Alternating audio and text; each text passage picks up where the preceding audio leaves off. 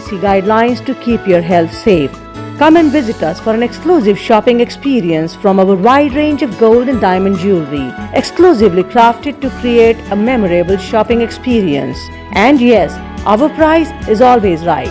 We sanitize each product after it is touched. Visit us at our stores at Oak Tree Road, Edison, New Jersey. Suhag Jewelers, your friends for life.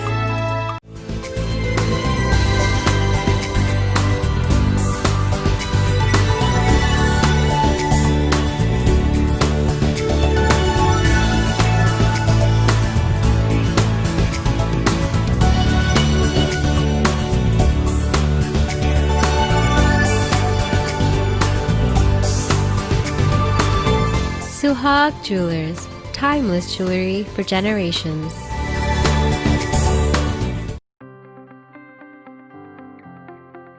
Tech Insurance Agency is fully dedicated for IT companies, providing employee benefits, business insurance at Visitors Insurance. For medical benefits, we provide group medical plans, group dental plans, group vision plans, life plans, AD&D plans, STD, LTD. For info at 512-917-8686 or www.techinsurancinc.com. Welcome to Suhag Jewelers. We are observing CDC guidelines to keep your health safe. Come and visit us for an exclusive shopping experience from our wide range of gold and diamond jewelry, exclusively crafted to create a memorable shopping experience.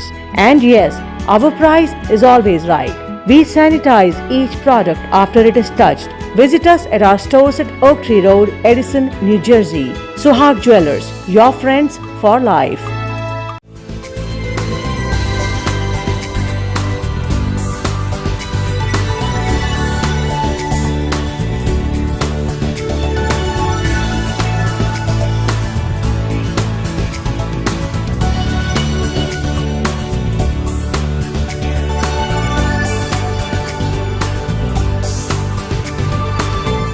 Suhag Jewelers, timeless jewelry for generations.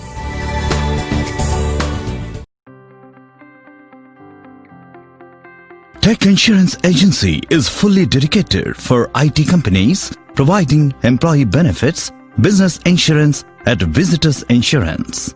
For medical benefits, we provide group medical plans, group dental plans, group vision plans, life plans, AD&D plans, STD, LTD. For info at 512-917-8686 or www.techinsurancinc.com.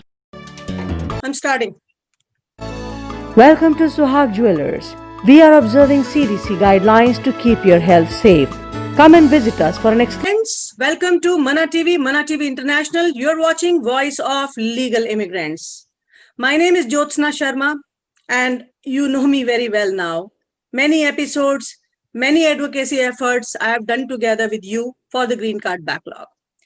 The contentious Green Card Backlog for 600,000 high-skilled immigrants in the United States of America has been troubling a lot of people here.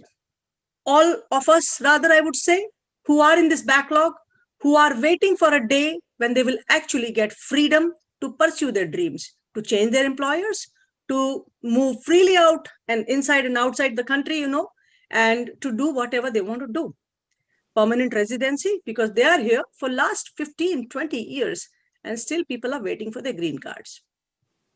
Many bills have been proposed in the past. Bills have been named and renamed, but nothing has happened. People garnered support. Sometimes it got successful with the passing, the recent bill, the S386, passed the House, but got stuck in the Senate. Now, today we will be talking about the challenges the Green Card Backlog community is facing and what could be the probable solutions. Today, I have an esteemed guest with me, a person who got to know about this Green Card Backlog issue only in 2017. His name is Mr. Shali Kumar, also known as Shalabh Kumar, founder of RSC and AVG Advanced Technologies Group. A person who's an entrepreneur, a business tycoon, a person who has many, many patents to his name. I will introduce a lot of his achievements and his background to you after some time. But before that, I will welcome him right now. So Shaliji, welcome to this special session today. Well, thank you for having me on your show. It's should be quite an interesting and invigorating as well as an enlightening program where your viewers know the real facts. Absolutely. That's why I've called you. And my dear viewers, we have another guest with me right now. Here is Mr. K.O. Anderson. He is the executive director of RHC and is also the head of government relations of RHC. K.O., welcome to this special session. Thank you, Jyotsna. Thank you for having me. I'm excited to be here. Excellent. Thank you so much. My dear viewers, as you all know, that a lot of commotion is going on right now. On one side, there is extensive advocacy effort going on for the bill S386, Fairness for High-Skilled Immigrants, a bill that aspires to remove the per-country quota and aspires to give first-come, first-serve, benefits to the people who are stuck in the green card backlog. Of course, bill looks justified for a lot of good reasons that we will be discussing in detail. And of course, I welcome you today to call me today live on this show to speak to my guest. But at the same time, if we speak about S386, there is another parallel effort also in the run. That is for an executive order to be passed by the president where he can at least give the green card backlog community minimal EADs.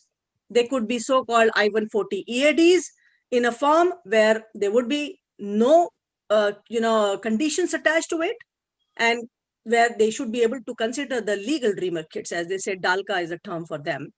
And the EAD that will give the freedom for people to go in and out of the country, and EAD that will also give them respite from the hassle of getting advanced payrolls and many other things.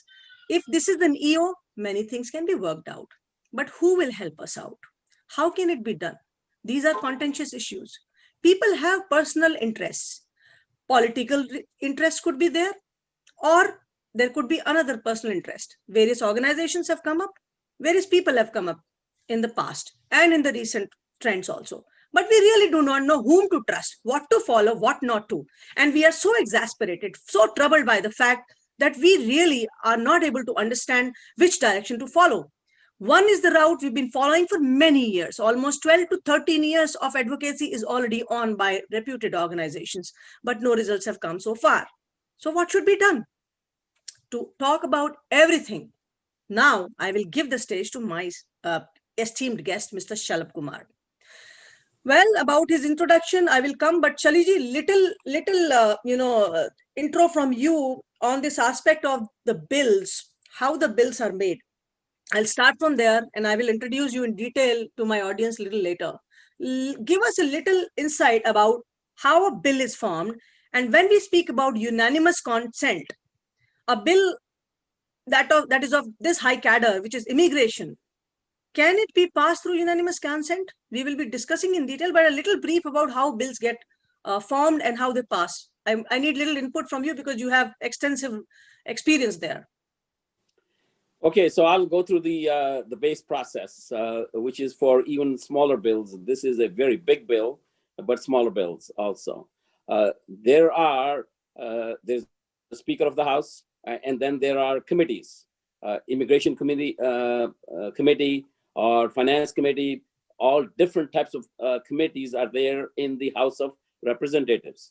So a bill that, let's say, a party or a Speaker of the House or anybody wants to introduce, first goes to the House committee. It's debated, and then if it passes the committee, that is, it needs to have a majority vote. We live in a democracy, so it's all works on the basis of votes. Sorry. Hello? Yeah, sorry, Yes. sorry. Yeah. Okay, so it passes the House, then the next step is it's brought to the floor of the House, where then there is a general vote. At this point in time, it needs 217 votes in the House of Representatives to pass the House. Then next it goes to the Senate. The Senate has to decide whether to take it up or not. That decision lies with the the leader, majority leader, it's called majority leader, who at this point is Mitch McConnell. And it goes to Mitch McConnell. He decides whether to take up the bill or not. When they decide to take up the bill, then they will send it to the Judiciary Committee in this case, which is over immigration. And then it will be debated, different amendments introduced, and then you will have a vote. If the Judiciary Committee passes it, then it will go to, just like in the House, it will go to the full Senate. And in the full Senate, it will pass. Now, there is a different rule in the Senate. In an immigration or subjects like this, they call cloture.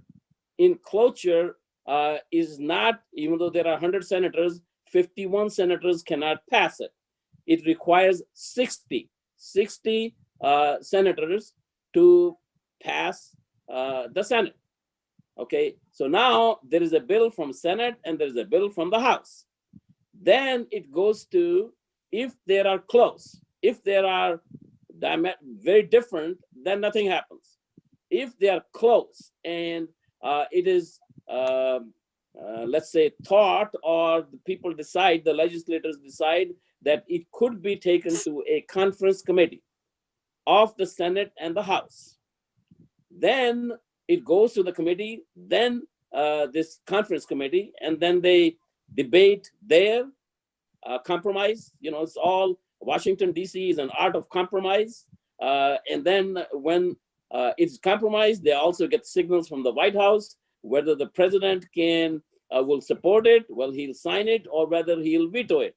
If he vetoes it, then it requires two-thirds of the House and two-thirds of the Senate to override his veto. So there's always, that means the Speaker of the House as well as the majority leader are looking for signals from the White House as to what they will pass. You know, some examples are some really big, huge bills have passed on this COVID in the last 4 months, on PPP, on CARE Act 1, CARE Act 2. So they all go through the same process. Okay, and again, Washington, D.C. is a place for debate and deliberation. Also, I would like to add something to you, to your viewers. They should know that United States Senate is called, for the last 200 years since it became a Senate, more than 200 years, 230 some years, is the most deliberative body on the face of this earth. Senators get elected for 6 years, not like House members just for 2 years. And there's a reason for that.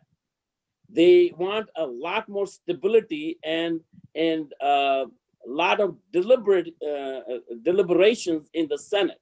So there is a lot of debate that goes on in the Senate before it passes. And that's why they have even set up the rules different than a democratic election, whether 51 can make it past the Senate, 60 cloture rule. And immigration is an extremely tough subject. That's why since 1986, and 1986, why it passed, President Reagan was a master of compromise. He worked very, very closely with Democrats, Tip O'Neill, Speaker of the House, to get something through. And that's why the last immigration bill that passed was 1986. After that, any attempts that have been made to pass any immigration bill have failed. Okay. Thank you for a huge description there, enlightening the audience. And of course, we are not experts, and we have never been, we have never done such a huge research by ourselves, knowing the whole process and how the immigrant community has been taught. Just now, I will just add to this. I have been involved in, let's call about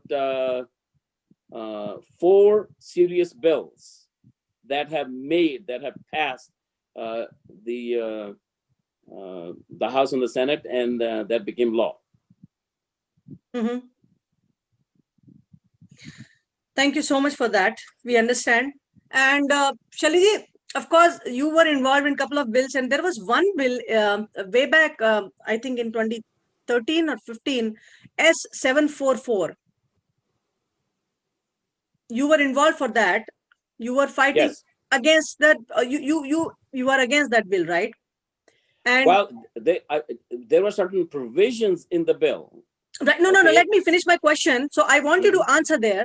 So apparently, the immigrant community was somewhat disturbed by the fact that the bill S744 also had a provision for giving EADs for the green card backlog. Were you aware of that? No Because knowledge of that. you objected to that bill, and of course you got into this immigration advocacy in 2017. But I think that was a bill way back in 2013 or 15. I am not clear there. And that bill was objected. We could have some fairer chances of our survival with that bill, though. You see, the IAD and EAD and I-140 and all that thing you brought to my attention just very recently. Yes. But the fact really here there is, most often, Indian government, Indian embassy approaches us to garner support in the Congress for certain bills, certain actions. Okay. Right. Now, the biggest problem as presented to us on 7444 S744, yes. L1. There were like something like a 500,000 or million people on L1 who were going to be restricted, and Indian government was going to lose revenue of close to $25 billion a year, as well as you see, so this was a very big community effort. I'm sure you have heard of FIA, Federation of India Association, right? Yep. So at that time, the Federation of India Association chairman, Ramesh Patel, okay, he was very seriously involved in it. And so as a result of all this, apparently looks like they're saying we cannot hear. I would like to check with my team, Shaliji, before I think it was said 12 minutes back. Okay, no, probably they can hear now. Sorry, because we've been talking, it's been, I see some messages coming in, says cannot hear, but looks like now they're able to hear. Anyways, sorry, carry on. Yeah, so I was just describing the situation with these 744. And so, you know, there was a lot written on it. In fact, 744 was still active when Modi became the prime minister in 2014. And the first time he came and met with, as a prime minister when he came, and he met with President Obama in 2014. So he had a conversation with him to, you know, to stop that or don't take that particular action on the 744. And so that, you know, again, Government of India, Federation of India, and all the people are L1 visa holders. So I don't even know what the H1B at that point was. The issue that's that where, was brought, Chalabji, I would like to tell you now, there has been anguish in the community saying Mr. Shalab Kumar blocked a bill that had our prospects to get an EAD. The lobbying that the Indian government has done till date, the way it has worked, the way NASSCOM has worked, it has not benefited the green card backlogged people, although it has benefited the H1B hirings. The companies who have hired H1Bs or the people who have brought in these L1s, intra-company transfers. Apparently, what has happened because of all this nexus, the real people, the H1B people who are in the long wait for many years, for decades, were deprived of their fair share of green cards. Imagine somebody who came in 2001, 2004, 2008, would have been a citizen by now, would have been voting for president's election this year. Apparently could not happen because What was done was, when a L1 visa comes in, these people usually get their green cards in 6 months' time. The heavy misuse of L1, A, B, C categories, one. The another abuse that has happened is the EB1 category, misuse of managers, which are brought into the country. I am very pained to tell you, today there are engineers who have engineer degrees, okay, who are on EB2 status or EB3 category status here in the country. They are waiting in the line for last 15, 20 years for their green cards. But apparently, if there is a person back outside the country, outside United States of India, and he has just 1 year of experience as an international manager, whatsoever their educational qualification be, they may be commerce graduates or they may be whatever graduates, not even engineering graduates. These people, when they come and land in this country, after working 1 year outside the USA, when they land here, these people get their green cards in 6 months' time minimum, because they are qualified under EB1 category. There was such a humongous misuse that has happened because of this, that the real talent who has been slogging day in, day out as developers, as programmer analysts, as architects, these are the designations these qualified engineers get here in this industry, they don't get their green cards. This is a very sorry state. I am letting you know today, now that I'm talking to you, very contentious. Let me address one point with you. And I often hear this in the halls of Congress. Why there is a unanimity on DACA? Why all DACA people, actually you were there at one time with Senator Rand Paul in California, Absolutely. When he made a gesture, hey, your voice is so small, and look at what DACA does. There is a unanimity in the approach. You get only one message, one and only one message on DACA, okay? And then it makes sense. What the Indian and Hindu American community in general should do. You see, there might be different interests for L1, there might be different interests for medical, there might be different interests for H1B, there might be different interests for this I-140 EAD, all these different interests. All these organizations, all these groups, they should get together, form a unified front. And on the unified front, not everybody gets all what they want. There is always, that's why we live in a democracy. Right. And whatever a committee or a body or board of governors or whatever you call it, they decide this is what the approach should be. And then even the ones some people don't like, but they have to agree to follow whatever is decided by the community as a whole.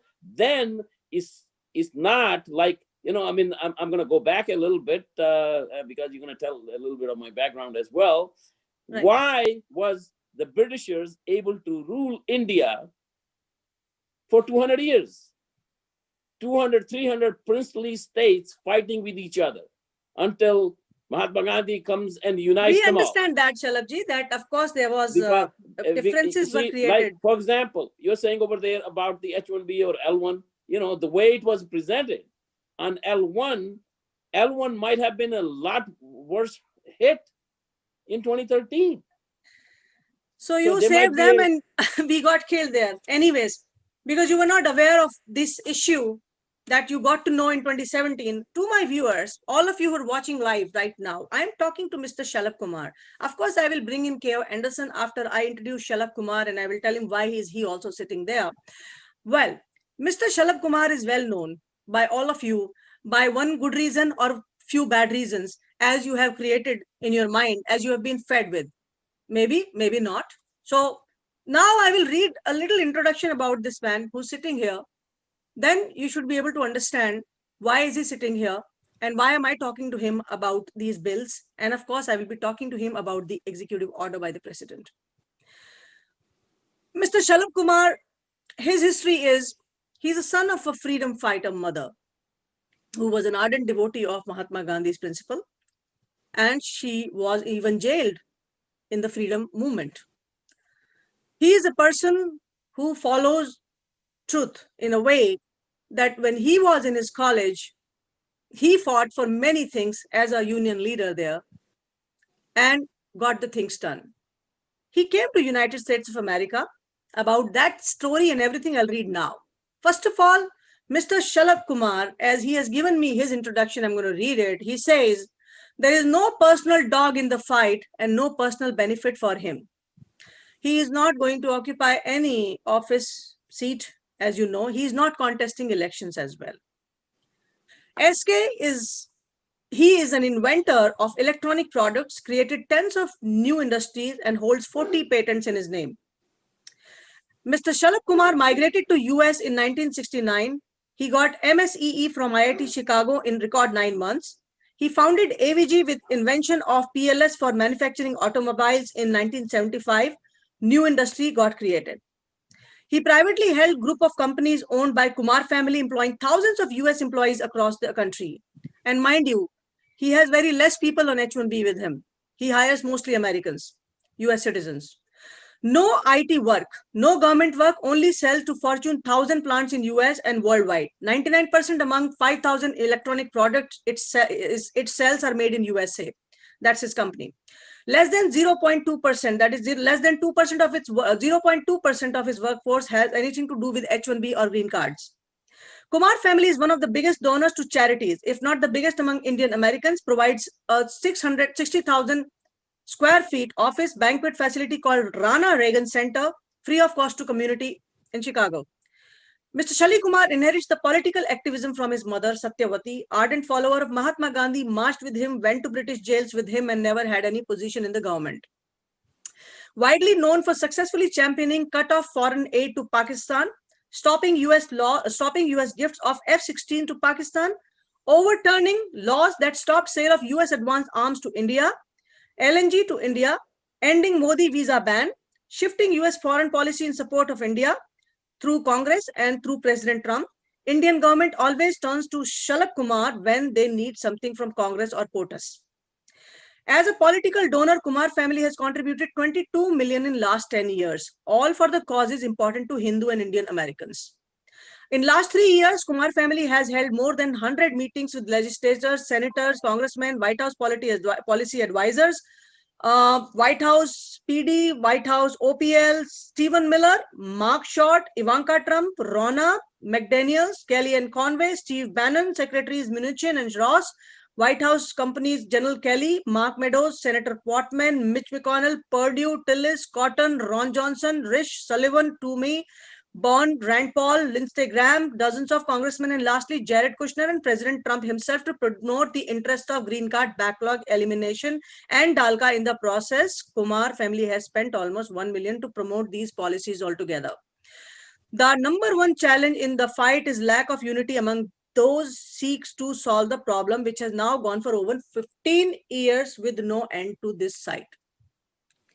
This is the introduction Mr. Shalabh Kumar has shared with me, and I have read it. To some extent, I would agree at many major points there. And to some extent, I would like to tell you my history of associating with Mr. Shalabh Kumar and how I ran into this advocacy for green card backlog. It was in 2018, February, that I first met Mr. Shalabh Kumar in one of the events where he was promoting somebody for a congressional election. And that day, he saw me because I did speak about immigration advocacy. I spoke about the green card backlog and how we have been undergoing the pain. Mr. Shalabh Kumar gave me a straight offer to speak to him, gave me his cell phone number, and said, talk to me about this green card backlog issue. Out of the blue, a person who had come to promote a congressional candidate who was aspiring to, fight the congressional seat, his attention was diverted. That was the day when I got in touch with him. And after a few days, I got a call from him when he said, we are going to meet Senator Rand Paul about this immigration advocacy, about the green card backlog. Would you like to join us in California? I stay in New Jersey. And yes, I flew all the way to join Mr. Kumar, and we met Senator Rand Paul in one of the fundraising events, though. Of course, I was a guest there. And what Mr. Shalabh Kumar said right now was the same thing Mr. Rand Paul said, that we support immigration efforts, the advocacy efforts, we support the legal immigrants, we want the legal immigrants to come to this country, but your voice is too less because you never raise your concern in unison. Look at DACA, how they are vocal about their cause, but we barely see the H-1B holders who are in the green card backlog to fight for their cause. And that was a real challenge and issue. We could understand that. And then we started to do some rallies altogether. But the rallies that we did together did not have much effect. I mean, we did have many senators and congressmen joining in us, but then the rallies that we did, we could not muster more than 1,500 people in any of the rallies. Had it been 10,000 or 15,000 or 20,000 people in those rallies, we would have been heard very clearly about it. That was the story about the advocacy and how the rallies went in. Mr. Shalabh Kumar was part of them. Most of the rallies he did arrange, and we did not pay even a single penny for them. That was true. That is true. I understand. I know this man for sure. But we had an issue addressing that Mr. Shalabh Kumar was always saying that S386 does not have a future. Mr. Shalabh Kumar always said unanimous consent is not the way to get S386 passed. And we had severe fights with him on that. That why are you not saying the right words? What we want to hear, that this bill has to pass.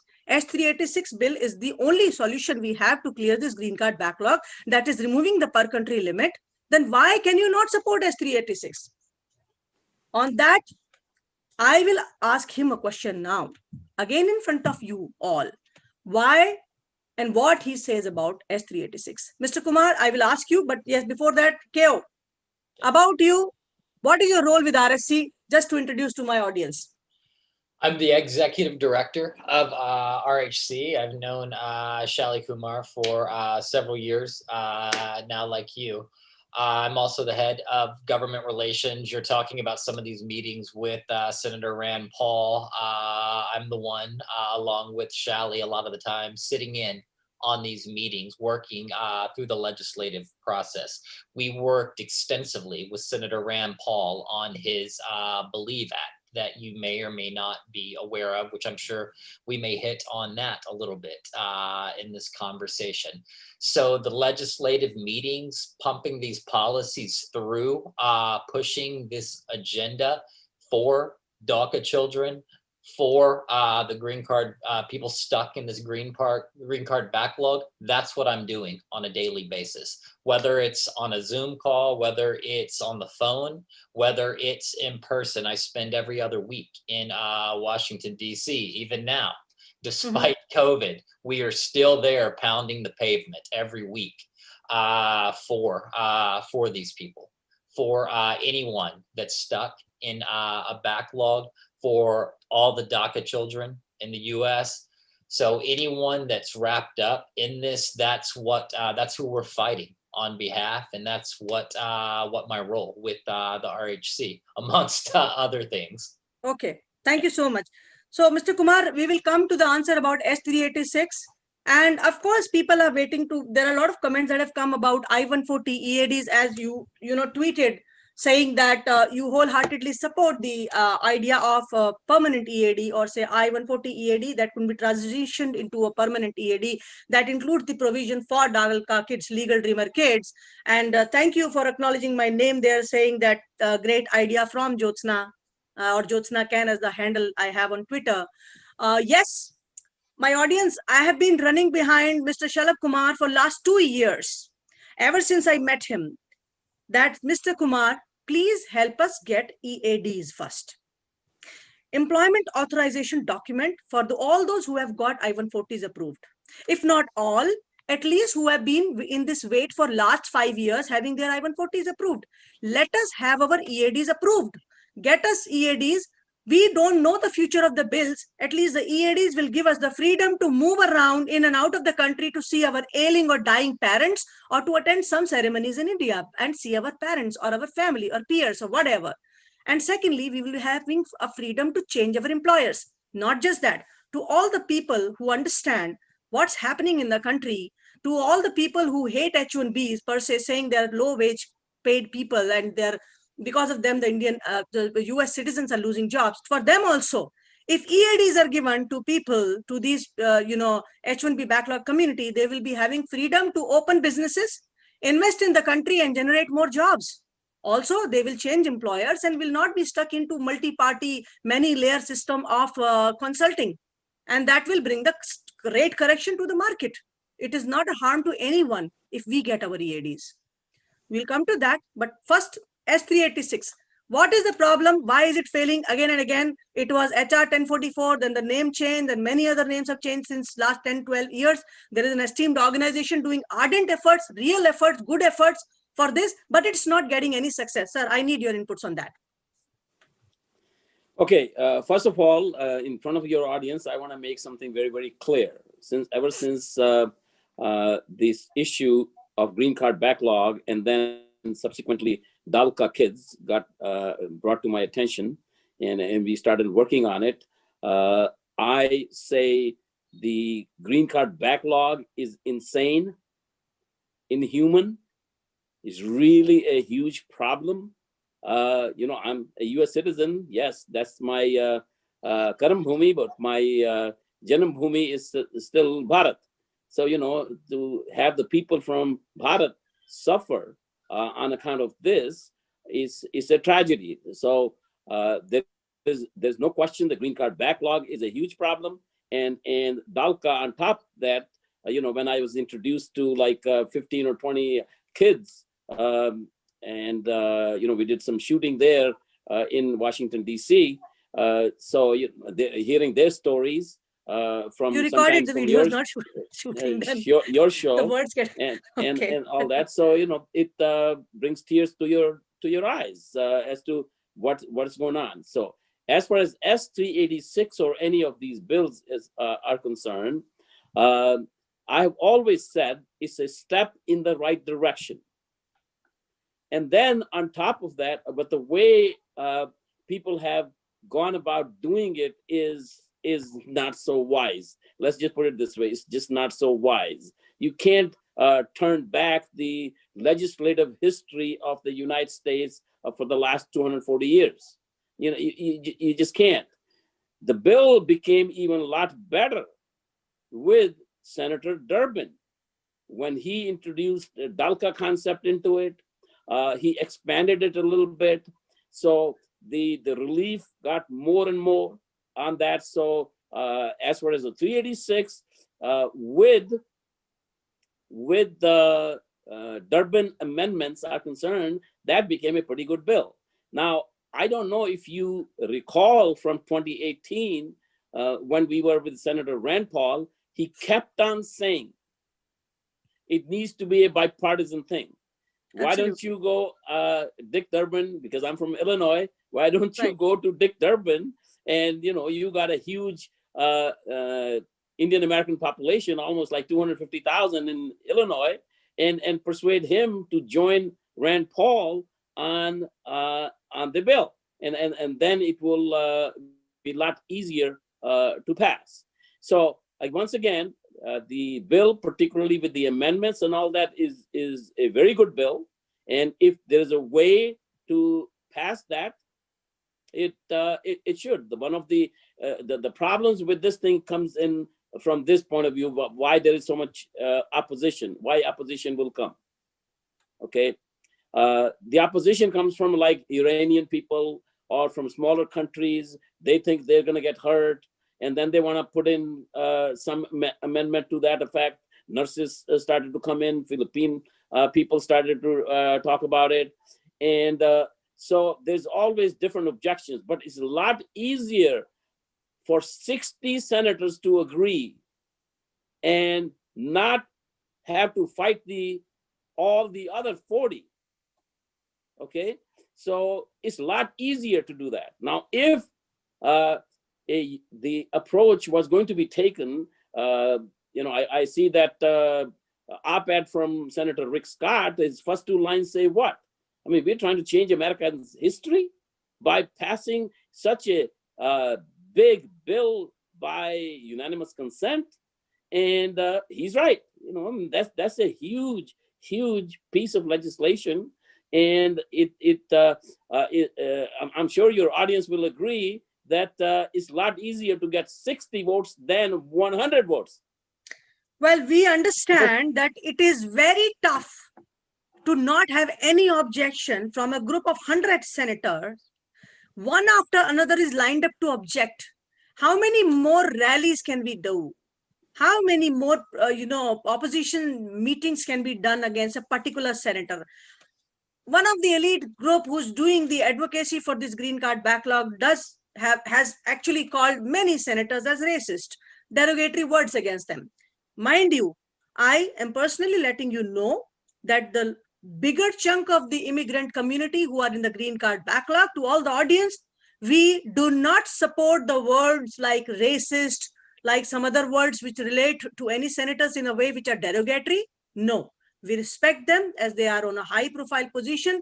We are not there to insult any person who's holding an office in the United States of America. Calling anybody racist repeatedly, one after other, how many people will you call racist? It's not going to solve our problem. Probably the hatred of people against us, about the general American people against the immigrant community, may increase because you are labeling everybody as racist, which could be a real trouble for the immigrant community who are in the green card backlog. So all please, the way from the left as well as right.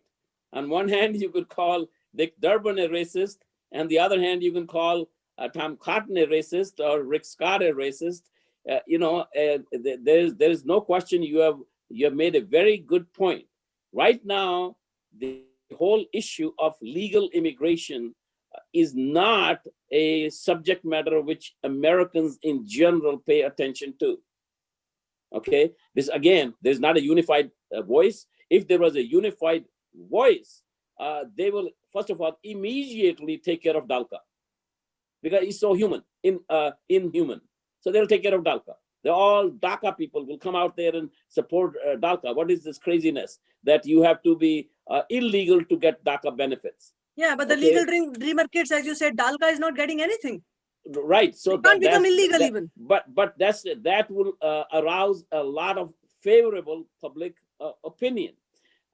People in general, Americans don't quite understand what they don't even, when you tell them, I mean, so many congressmen, so many senators and public policy people, when you go tell them there's a backlog for 50 years or 100 years, they can't believe it. It's impossible. How could that be possible? They just think over there it should be like 1 year or 2 years. When on April 20th, I described personally to almost like a 25-minute meeting with President, and it was on the total subject of DALCA. It was in Mar-a-Lago. So April 20th of 2018? No, of 2018. 2018, okay. Yeah, April. So that was a direct conversation with the president on DALCA. So we were talking about DALCA, myself and my daughter, we were talking about DALCA, and we asked, how long do you think the wait is for this green card backlog? You know what the president thought? If he said 2 years, it'll be too long.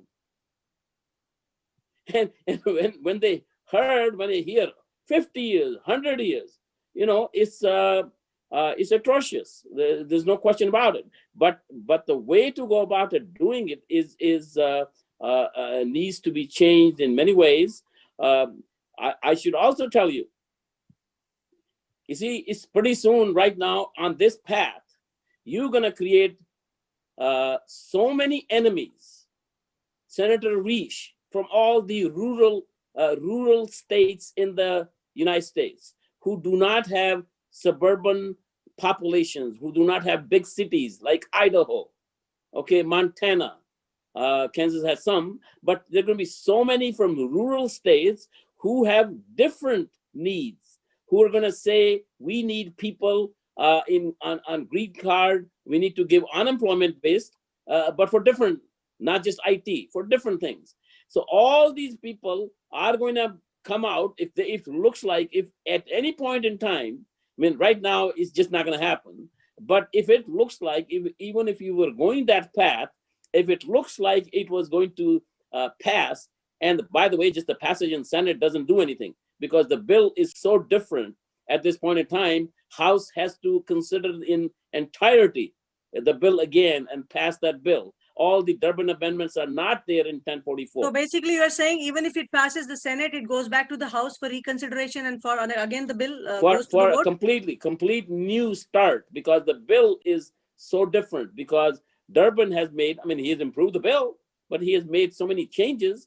You know, your viewers probably have heard, or some of them might have, Freedom Caucus. Mark Meadows, who was the chairman of Freedom Caucus, he is the chief of staff of the White House right now. So Freedom Caucus aligns itself with the U.S. tech workers, Numbers USA. So, you know, you'll have a bunch of objections from that side. So, and then it has to go from the House, then it has to go to the conference committee. Mitch McConnell says he will not consider anything unless he gets a nod from the White House that, yes, they will consider it, that they will look at it favorably. They may not commit to it, but they will look at it favorably. So that's a very, very long process. And then when you came up with the idea, I mean, you might have mentioned this EAD I-140. I didn't even know what I-140 is, or what is one I-140 is, what's EAD is. Okay, so when you brought that, I'll hold you back for 1 minute, and I will give this to my audience straight. You know, my dear friends, ever since I got in touch with Mr. Shalabh Kumar, ever since we started doing rallies, and ever since we started seeing the response of the senators and the congressmen who came to our rallies and the people joining in, and ever since we got many failures in the passage of the bill, which was earlier HR 1044, and then it was renamed some other thing, and then now it is S768, 7, you know, I mean, there are different names, and then it is, of course, the version is S386. Ever since this all started happening, and I was very much involved into these rallies and advocacy efforts. I have sacrificed a lot of my personal time, family time, and everything. Of course, my jobs, many a times I've lost my jobs because of that, because I really, you know, I'm in a backlog and I need the permanent solution. So it's like, okay, job baad mein ho jayegi, but I need this solution. If I have a green card, I'll be able to do a lot more better things. Ever since this all happened, I have been vocal, insisting again and again and again and again, telling Mr. Shalabh Kumar and anybody whom I meet, please help us get EADs. These EADs are employment authorization documents for people who have got approved I-140s. But we don't want them with compelling circumstances. The provision for I-140 EAD is even now there in the, you know, in the law, in the USCIS. But that has compelling circumstances which will make us out of status immediately we go on EAD. We cannot take it. I have been insisting, please help us get an EAD that entitles us here to stay stably, permanently, without too many paroles, without any H-1B ownership, so that we can change jobs, pursue businesses, invest in the economy here. Hundreds and thousands of us are here in this country who are not buying homes just because we don't have trust in the system. And we want to call this country our home because our kids are now in middle school, high schools, going to colleges, passing out, and they're being equally getting kicked out of the country if they are legal dreamer kids or say Dalka kids, because they're aging out. I have been telling Mr. Shalabh Kumar about this. He couldn't understand my language. And then we, of course, with the Republican Hindu Coalition doing the advocacy, they stepped out of the advocacy efforts a year back and said, okay, we don't have any stake. And a lot of opposition came from various organizations defaming RSC, Mr. Shalabh Kumar, the nexus he has with the IT server, everything. I will ask him that as well. And we also broke off on the note saying, Mr. Kumar, you're not listening to my request of getting EADs. Bills are not going anywhere. So let's drop it. And I left my fate. And I left the fate of other people as well. But that's when I again touched base with him. Of course, during that process, we did form a nonprofit by the name High Skilled Immigrants for America. I created this nonprofit along with my esteemed president, Mr. Dhiren Mehta, who himself is a person who has suffered because his daughter got aged out. While he got his green card, the daughter couldn't get the green card. She aged out. So he's the person genuinely involved into the legal Dreamer Kids advocacy, H4 Kids advocacy for many, many years. He is the president of the organization doing advocacy. And we did send a letter to the president about asking for an I-140 EAD without compelling circumstances. But the letter that was sent was through our chairman, Dr. Sampat Shivangi. But nothing has happened until now. We were waiting to hear back on the EO. That's when again I reached out to Mr. Shalabh Kumar, because we believe in integrating our efforts together, whether it is Dr. Sampat Shivangi, the chairman of the non-profit that we have, whether it is Mr. Shalabh Kumar or many other people who all have connections to the White House, to the president, to the powerful people. We want to reach out to you to get help from you all people. That's where I've been talking to Mr. Shalabh Kumar for quite some time. It's been more than a month, again and again, insisting about the same thing. Why don't you understand the concept of EAD? And then finally he got it. Now it's up to him. Now he'll tell what he heard and what he could understand from me. Shalabh ji, ab bataiye aap. Now you tell. You talk so much over there, so raise the question. What exactly is the question now?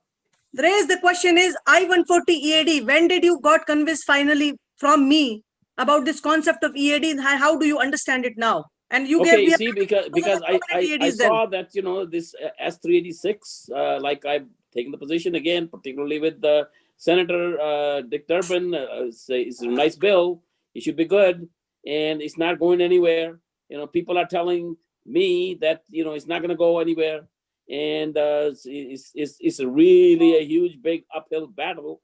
So again, looking for a solution, a creative solution. I thought when you, I would say, I don't know whether you might have mentioned it to me, but it did not stick with me until you mentioned this I-140. When some of you say I-140, all these technical things don't make much sense to me. Okay, EAD, I didn't know what EAD stood for. Okay, so, but you finally sat me down and you said, okay, here, understand this. Okay, this may be a way out. Then I said, gee, that looks like it may be a way out. And particularly if they're given, our position at Republican Hindu Coalition, at RSC is this order EAD, that should be a permanent, no conditions. We appreciate it. I understand it from this way, not the letters I-140 and all that. Whosoever has been approved for green card, they have gotten, checked through their labor certification. They have approved, been approved, and everything has been cleared through the government. Says, okay, you're qualified to be a green card holder, and you're going to contribute to the American economy. And it's just because the backlog is there, you will not get a green card. And now you are slave to this employment authorization, which I also hear that people are getting more and more concerned about it. Every 2 years, you got to renew it. It may not happen, or something might go wrong. So this permanent EAD sounds like a much better solution. And on top of that, our position is DALCA should just get added to DACA, or whichever way. Just they should be treated better than DACA, but they should just get their green card right away. They should just get the green card, because every humane principle of life tells you. How can they get a green card if the parents don't have it? What is the relevance? I mean, if we are kicked out of the country, okay, see, but unless we get an EAD.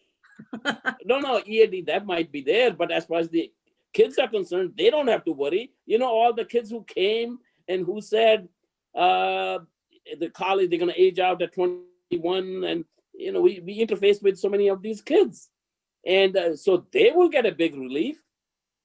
So it's not that, okay, over there is, we should look at just this or this or this or this. That's what I'm raising a point is there should be some, whether you lead it to somebody else leads it, and have a consensus. Understand everybody is not going to get everything they want. It's always like that. In legislation, Understood. You'll never get 100% of what you want. Right. Okay. So have a overall consensus in the community, appoint a committee, appoint a board, and have a vote taken, have like a plank, like a platform, whether it's a Democrat platform or a Republican platform, and have a platform, have everybody agree to it. And then all they say, okay, we are going to march with one tune, like DACA. Then in the meantime, you have the suggestion you have come up with, which is great. And the second is the bill. Move along the bill. See, 100% agreed there. See, if S386 passes, we would be the happiest people. We don't want any other solution. That, as people would call I-140 EADs as a band-aid solution, or say permanent EADs as a band-aid solution. Agreed, 100%. We are looking for a bill to pass, but this is just not going anywhere. So many senators blocking it. What is the way out for that as well? I'll ask you. I'm having one caller right now, Mr. Kumar. So I'll take this caller now, and let me see who's that. Hello. Hi, my name is Arjun, calling from Pennsylvania. Hi, Arjun. Please put your question or whatever you're feeling about it. You might be watching us live, right? Yeah. So you want me, tell my question? Sure, please. Mr. Kumar. Yeah. It's hard to hear. You have to repeat it. Yeah. Okay. Yeah. Hi, Shelly Kumar. I'm watching your program. So it seems to be, we are doing effort for S386. Yes, everybody is doing their effort. I understand. But logically, if I see, I agree with you. In this situation, we have only like 2 months of Senator House calendar period. It seems impossible to pass that bill because it might need a lot of effort. I don't think so it can be passed in this Congress, and I don't know about the future. But at least if we get a I-140 EAD with some conditions, I'm not talking about the any kind of compelling conditions. So for example, people who has the I-140 approved at least 6 years, and they can able to apply for EAD. Not all I-140s, like I don't think so a lot of US tech workers or other people will agree every I-140 should get EAD, but at least with some condition. For example, either approved I-140 is already there for 5 years or 6 years, and then who has that, still their priority date is not current to apply a permanent green card, they should able to at least get an EAD. So people who has the valid I-140 from last 6 years or 7 years, they will get benefited and they'll get advanced parole. They can able to travel outside the country. So the majority of people may not have any concern because we are putting a 6 years clause. So US tech workers also might be agree with this one. That's Arjun, thank you for your question. That's what we've been talking about. Well, of course, the proposal went all out, as in, when we propose something, we say everybody gets it. Of course, there's a bargain that will come. So Mr. Kumar, Arjun is saying, how about we get an EAD? We understand it's barely 2 months left for the Senate, calendar to work, and we don't see the bill S386 going anywhere. People are losing hope. Of course they are, because it's already a hold by a senator who has got directions from White House itself. So Senator Rick Scott himself has justified his stance, and I don't think he'll be moving. You do rallies, you abuse him, you use bad words for the people who are doing this. Stop doing it. It's not going to help. You are going to create hatred against Indians for that reason, because of that. You cannot call any senator a racist. You're a guest in this country, okay? One, we came here. How do we use wrong words against anybody? We don't have to, please. We are educated. We can use some other words and show our discontent. Stop doing it. We can go in fair, just manner to request. So please don't do it. What has happened in Texas? People received hateful letters. Residents have filed a complaint. The letter, I will read it for you later, not right now, and you will know what I'm trying to say.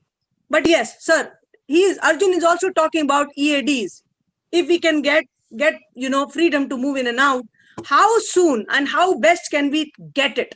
Right now, we see the solution as EADs. And in fact, it's a brilliant idea by you, Mr. Shalabh Kumar, when you say propose a permanent EAD. And if President Trump is looking to execute an executive order, which is on the merit-based immigration, there is a very fair possibility that you might help us in getting a permanent EAD rather than I-140 terminology's EAD.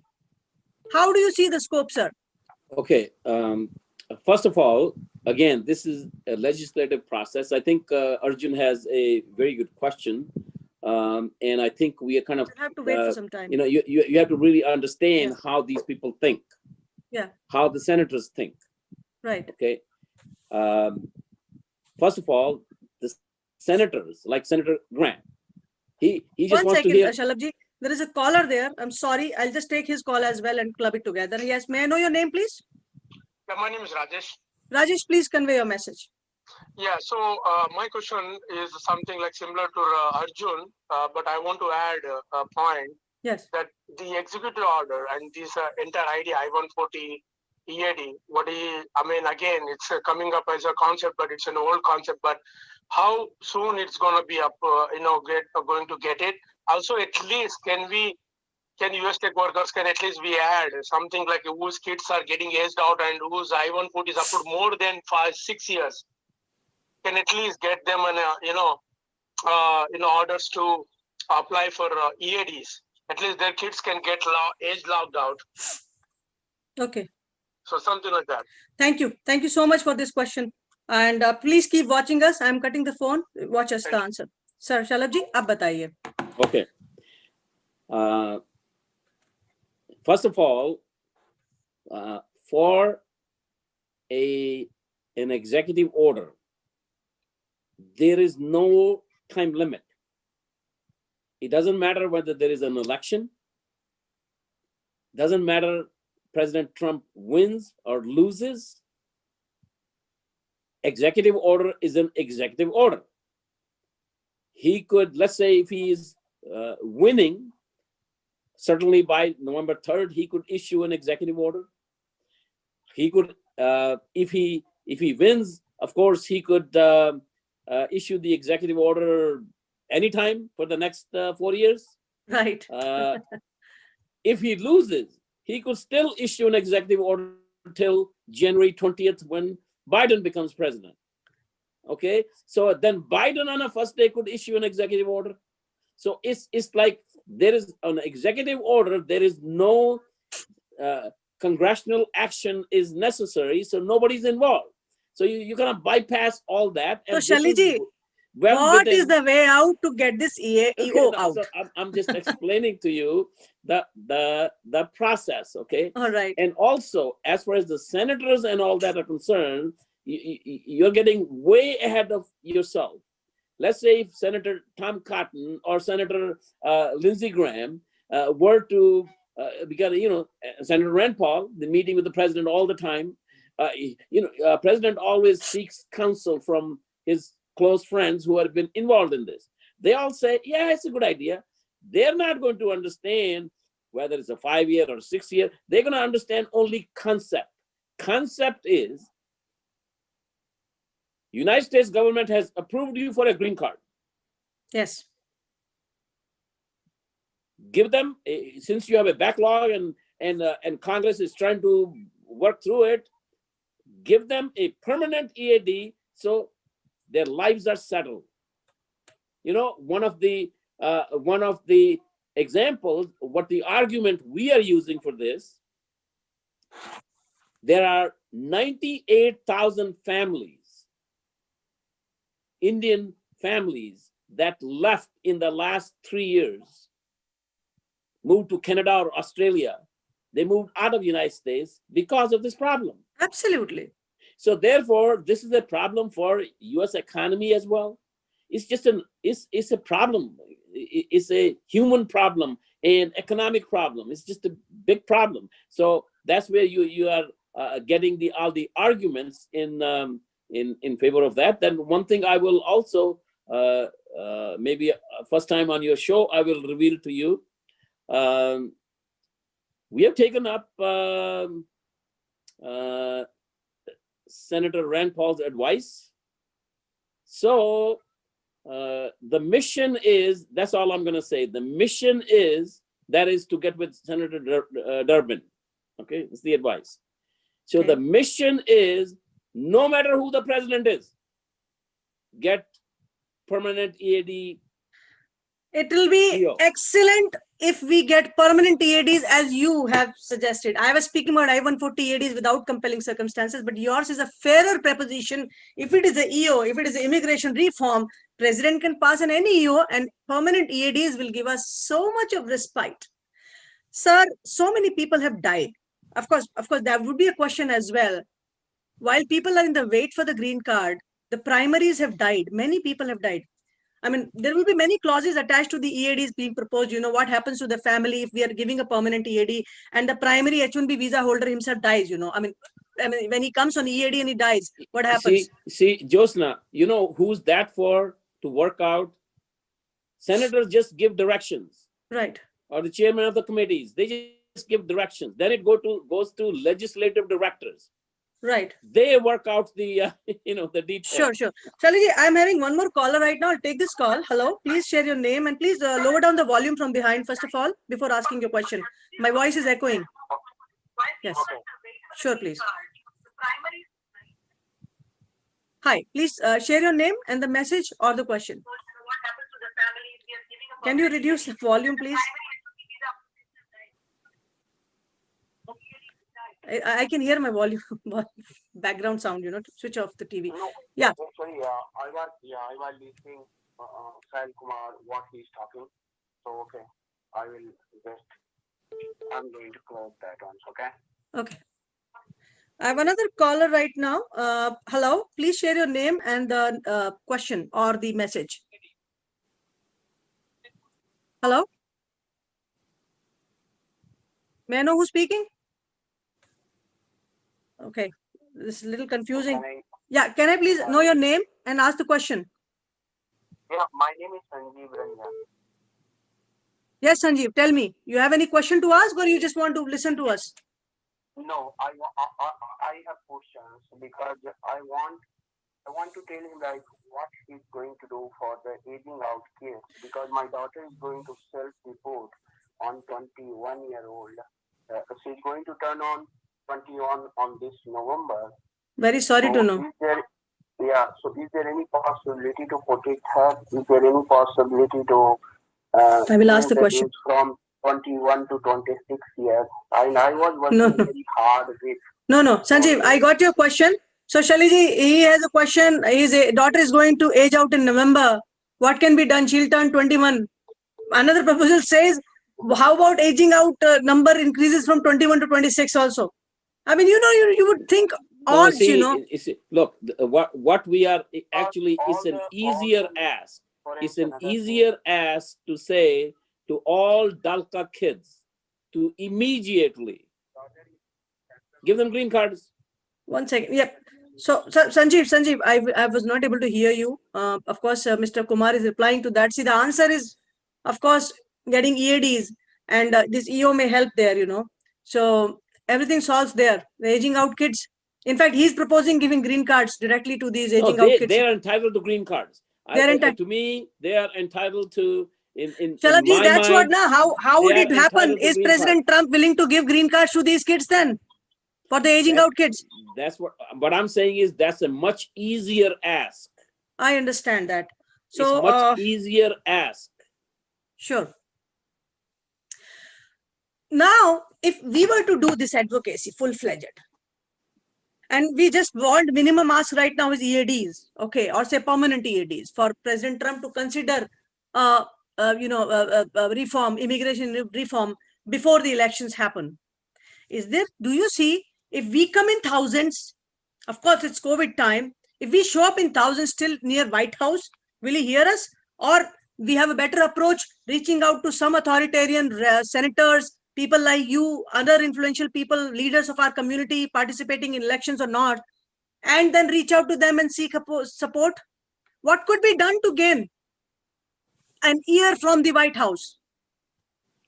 Well, you see, unless you have a mass rally like DACA people have, like you mentioned, 10,000 people, 15,000 people, 20,000 people, they march up to this, that will make an impact that way. But it's really not, it's not really, the time is not there that much and the president is too busy. I do want to have your viewers know, solving this or having a very firm commitment on this, very firm, just like President or candidate Trump gave me a commitment in June of 2016 on cutting foreign aid to Pakistan, right, allowing advanced weapons. There was a handshake, and he kept that. So this time around, this EAD, DALCA, this is in our minds, and KO could address that as well, right, is non-negotiable. We appreciate. We want that kind of support. That's what we are going with. It's non-negotiable. Sure. This has gone on for too long, and it's doable. And we should do it. And so 1 second, Shaliji, I'll take this caller, and I have something to comment there. Please share your name and the question as well. Hey, my name is Sid. I'm a H4 kid. I'm 18, and I've been following this on Twitter. I've become a bit more active on this issue. So I saw, you guys posted this on Twitter. I'm watching it on YouTube right now. Right. And I just want to ask Mr. Kumar. Obviously you're a Trump donor, and I want to know, how close are you with President Trump, and is it really likely that you can, possibly get some executive order, or I think its official term is a memorandum, where President Trump can just tell DHS to everyone who hasn't approved I-140 can file for I-45. Is that, I think George Bush did that in the past. Is that something that we have enough leverage to do? So that's kind of what my question is. Thank you so much, Sid. You being 18 years old, have a very sensible approach. Nice question, and that's what we are fighting for here. Can Mr. Kumar respond? He should be a reporter. He should be a reporter asking questions. You got a compliment from Mr. Kumar. He says you should be a reporter at White House, So anyway, it's the answer I will give you is best efforts. We are making best efforts. Yes, we have President's ear. We have Jared Kushner's ears. We have nice. Brian Jack, the political director. We have their ears, and legislative director inside the White House. We have that ear. We also, when Mark Meadows was simply a congressman or chairman of the Freedom Caucus, so we had lots and lots of meetings with him on different contexts. So you know him fairly well as well. So it's a best effort thing. It's not, you never know what's happening in the United States from now till November 3rd. Maybe there is a war starting, or whatever is happening. So nobody can guarantee anything. But still, you are approaching there. It's a great thing. Thank you so much for your efforts, Shalabji, for becoming active again. I know you had taken sannyas from this immigration advocacy. Siddharth saying, thank you for the question. I have another caller coming in. I'll take this call right now. Okay. Okay. Thanks. Yeah. Hi. Please share your name and the message or the question. Sarita Shiva. Hi, Sarita. Yeah. Actually, my brother's wife is stuck in India. For the immigrant visa. Actually, that was approved, but she couldn't get the visa interview appointment. So we have a question, when we can get that embassy immigration. Okay, Sarita, today is a different concept call though, but I will answer back to you on this, that a lot of embassies have started opening now, so they should immediately book the appointment at the consular process has begun. So she'll be able to come back. Okay, all the best. Yeah, I have another question. Sure, please. Yes. Yeah, I have approved by the I-140. So my son, he was in my GC processing initially. Now he is 18. So do we have any option for that in future? Right now he is not eligible. Right now once he became 18. Eligible for what? I mean, green card. Maybe he will not come under my green card, right? Because he is not a. I mean, I haven't get a green card under before he's 18 years. I understand you're losing hope and you're thinking in 3 years no magic can happen. So that's what we are talking about today. Sarita, watch us live there. Well, we are talking about getting EADs or permanent or green cards to aging out kids at least. That kind of provision Mr. Shalabh Kumar is talking about. So maybe he gets sooner than you is the proposal what Shalabh Kumar ji is putting right now. And he's saying they're active in the White House doing advocacy right in the galleries of administration of the White House there. Okay, thank you. Thank you so much. So to my viewers, of course, people are asking different questions. Of course, the scholar said my son will age out after 3 years. He's 18. I have my I-140 approved, but I don't see a hope. So what should be done? So that's what Mr. Kumar is here. To all the people about S386. Now, I will read the response. Okay, I'm getting a caller, and then I will read the response Mr. Rick Scott is giving to everybody these days. Senator Rick Scott, rather. Hi, please put your question and your name. My name is Devapriya Kundu. Hi, Devapriya. Hi. So my question is, I'm hearing the conversation. I'm asking, like, is it possible, like few of our community members go and meet President Trump in White House and, explain the, looks like there is a, understanding issue overall, from our respective parts of our community. Is it something, Mr. He can arrange for us? Okay. Thank you. I got your question. So this, my friend is asking, is there a possibility that the representatives of this green card backlog can go to the White House and represent? Of course, tough question. With President being very busy with the election process, Shalabji, what is your take there? White House has suggested, and they are looking for, looking to invite 30 of the 2016 Hindu American leaders who were most active in 2016, who were two types. One, community type people, in elections, there's always votes and notes. So there are some who were provided the notes, some who provided the votes, some provided both. So there is a proposal there for have this group go to White House and have a meeting with the president and Jared Kushner for half an hour or so. Shalabji, I was not part of it. Thank you for that. I understand that you want to take leaders. I'm not a voter in this country, but I represent the masses. Can you take me? Open question on the platform. Okay, all I said is, now that meeting, if that meeting takes place, again, I will say if that's most likely it will take place, so all those people have to be, and they will all take that position. They will, I would say half the time of that meeting, because that's a meeting for discussion of what does the Indian American, Hindu American community need at this time. There's like two major topics. One is this EAD and green card for DALCA, and the second is CAA. So that's our half and half time.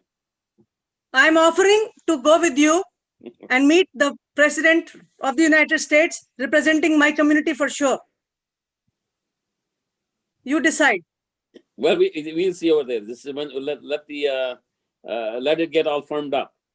Okay, I have a caller right now. Well, I'll take this caller. Please share your name. And of course, before that, the question I'll ask you and you have to answer is, people are asking, a lot of messages have come. Is this EO a distraction to fail the bill S386? I will come back to you, but yes, I have this caller right now. Please, hello. Hi, Josna. This is Gautam here. Hi, Gautam, please.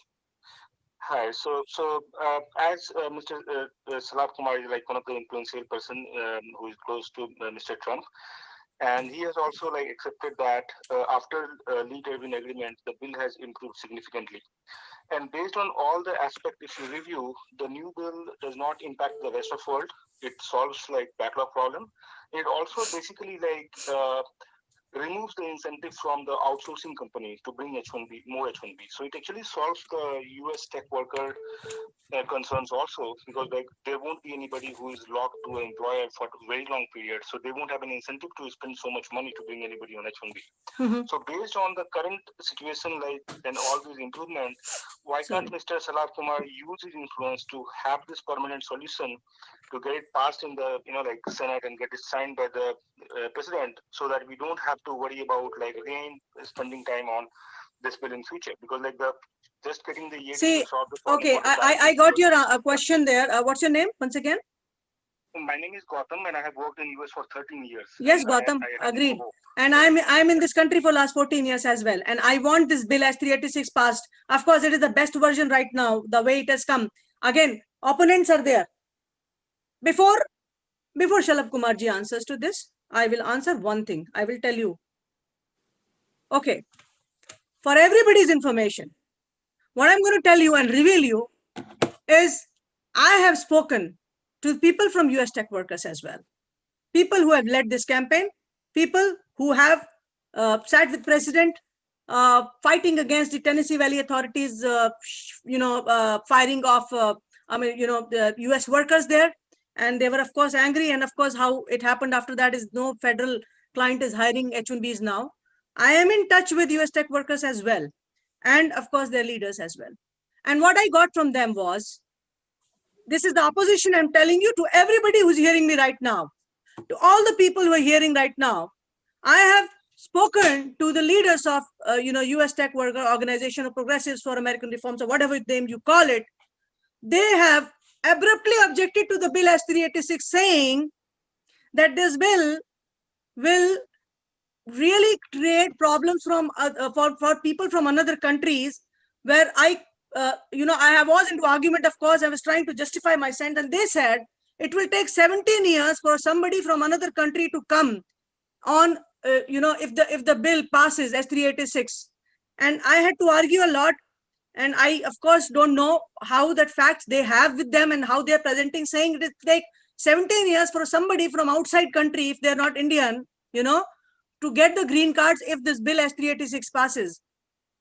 The lobby of US tech workers, the people who are the voters, is strong, of course. You must realize the fact. The lobby is strong because it's the election year as well. And even if not, it is the American workers who are, if they are saying anything, it is reaching the White House straight. If Senator Rick Scott is commenting this, if somebody else is commenting this, or it is coming from the White House, you must understand. I am constantly working equally at the backside, speaking to these people from opposition as well, to understand what is your concern, what is the problem. Let's sit back and solve it together. I have spoken to Mr. Shalabh Kumar about this as well and raised the concern. Okay, I had a talk with, the main person who's leading the organization. And sir, what should we do now? Because there's an opposition for S386. What is the way out? So Shalabh Kumarji probably may take a lead as well to talk about, or solve this issue together with us, because I'm not leaving any stone unturned to solve this problem. Whether we talk to our opponents or we don't, whether we talk to the president's advisors or to people like him. So S386 and the EAD is not a distraction for S386. I really badly want it as well, but it's not solving because the lobby is too strong against us.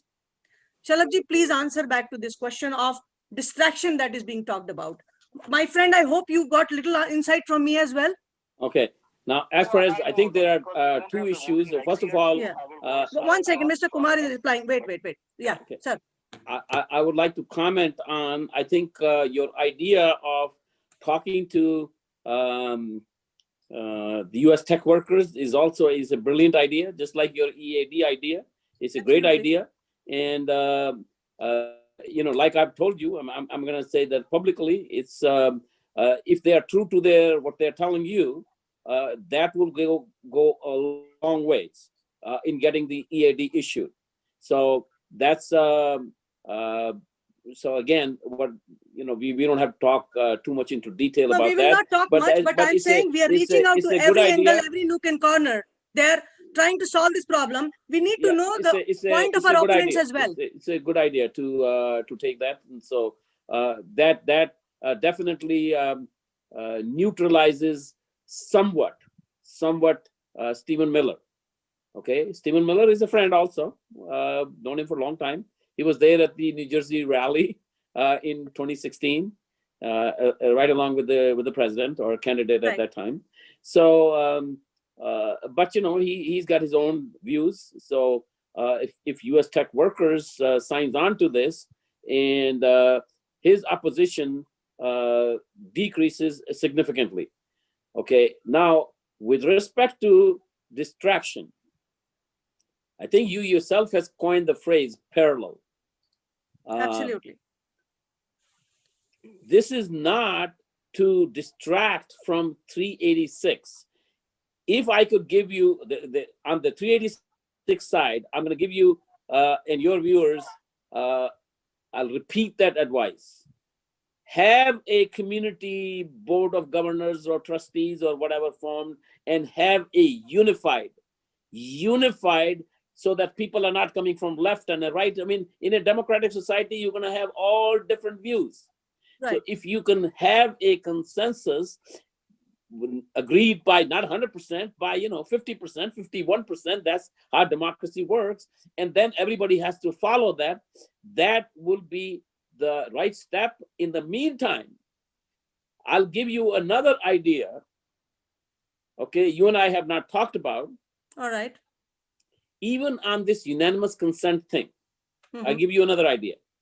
Okay, get 50, 60, 70 senators to write to say, I am for S386 as amended by Dick Durbin. Okay. Let them, so then the total number, if let's say it starts out at 60, right now it's like all the senators, they not become senators for nothing. I mean, you become a assembly, state assembly, then you become a congressman, then you go become a senator. So these are very high level people. They are presidents come out of senators. All these people who are senators. Biden was a senator. Obama was a senator. John F. Kennedy was a senator. So these are really high level people. Okay, so they know that there's going to be 30 other people besides Rick Scott who are going to say raise objection to the passage on a unanimous consent, because they will say it's, even if they may agree with it, the content, they will say it's fundamentally wrong. You are sabotaging democracy. That's what they're going to say. So, but if there are more and more and more of those people, they say, we have looked at it, we have studied it, my legislative director has studied it, and I'm for it. If 70 senators to write letter to Rick Scott? Huh? 70 senators to write a letter to Rick Scott? No. Just public statement. Public statement. Okay. One second, statement, Chalaji. I'll take then one more caller right now. Then a pressure will build on all those 1 second, hold for a minute. Yeah. who hesitate. I mean, without telling you, you name some of the people from rural states. Right. So, Chalaji, I have another question as well. See, this is what, seeking support from 70 odd senators, getting a letter and saying, please pass. Another thing, how about it moves to House Judiciary Committee and goes through that route of vote? Rather than unanimous consent? Can it not be done? What's that? I mean, it goes through a normal vote. Yeah, normal vote. You see, the time for it during the 2 months is too little. Okay, for anybody to focus on this, on the normal process. The only thing what it should be done is bipartisan. Both sides, both people commit, record their statements. I'm for it. Okay, then their opponents, if they run the next time, their opponents can fight with them and say, okay, hey, you said that on the statement. Why did you change your mind? Right. So at least at this point in time, you could get, let's say the Believe Act, for example, the Believe Act. On the Believe Act, because that just multiplies 386. So if Senator Durbin puts it in writing, okay, how I about agree. one suggestion there? We speak about Believe Act, and we knew that you were supposed to, you were proposing increasing the number of green cards in this employment-based category, right? Because it eliminates the objections from We who's going to understand. object now. No, we Iranians, understand. how are they going How to about, object? How anybody's going to object? no, no, no, no. Everybody's getting a green card My in take is 1 not year. that, sir. What I'm saying is, increase in this present bill. Now, so many modifications are coming. Can we not put this clause of increasing some numbers as well? Sure, name, you could call it whatever name. It's the same, Right. it's the provision. What the Believe Act is simply this. Okay, it's S386 with the essential amendment is this. Don't multiply the number of 140,000 to 2 by 2, 280,000. Okay, then don't count dependents in it. Absolutely. That's we have placed in our petition Okay, as well. so then that number becomes almost close to 400,000. Right. And then that clears the whole backlog in 2 years to 3 years. But one thing is there, as the opponents say, they say that the Republican senators do not agree to this concept of increasing the green card numbers for the employment-based category. Is it true? You see, that's again, it's the 60 rule you need is 60. Because I'm sure I can tell you that right now, and knowing all these senators, would all the senators agree to this? Nope. But let's say 10, 15, 20 senators disagree. Let them disagree. Right. Okay. But if the vast majority of them, they say, yes, that we are for it, then it'll go. Okay. So we understand. So now we understand this, that we have barely 2 months left for the Senate to work. And with Rick Scott's objection coming in, it becomes really little tough. I would like to read out something which Senator Rick Scott has been responding to everyone who reached out to him. To all the audience who have not seen the reply from Senator Rick Scott about unblocking S386, then try to assess the situation with common sense. Okay? Don't get fooled into a trap. Don't. Listen first. So this is an example that the Senator Rick Scott emailed back to a person who was advocating for unblocking S386. Dear Dash, thank you for contacting me. I'm reading it to all of you. Okay, please read. Please understand what I'm trying to say. It's a reply from Senator Rick Scott where the request was placed to unblock Bill S386. Shalabh ji, aapki knowledge ke liye bhi. Dear Dash, thank you contacting me regarding the Fairness for High Skilled Immigrant Act of 2019 S386/HR 1044. I appreciate the opportunity to respond. I know many of my Senate colleagues have spent years working on this measure, and I appreciate this hard work on it.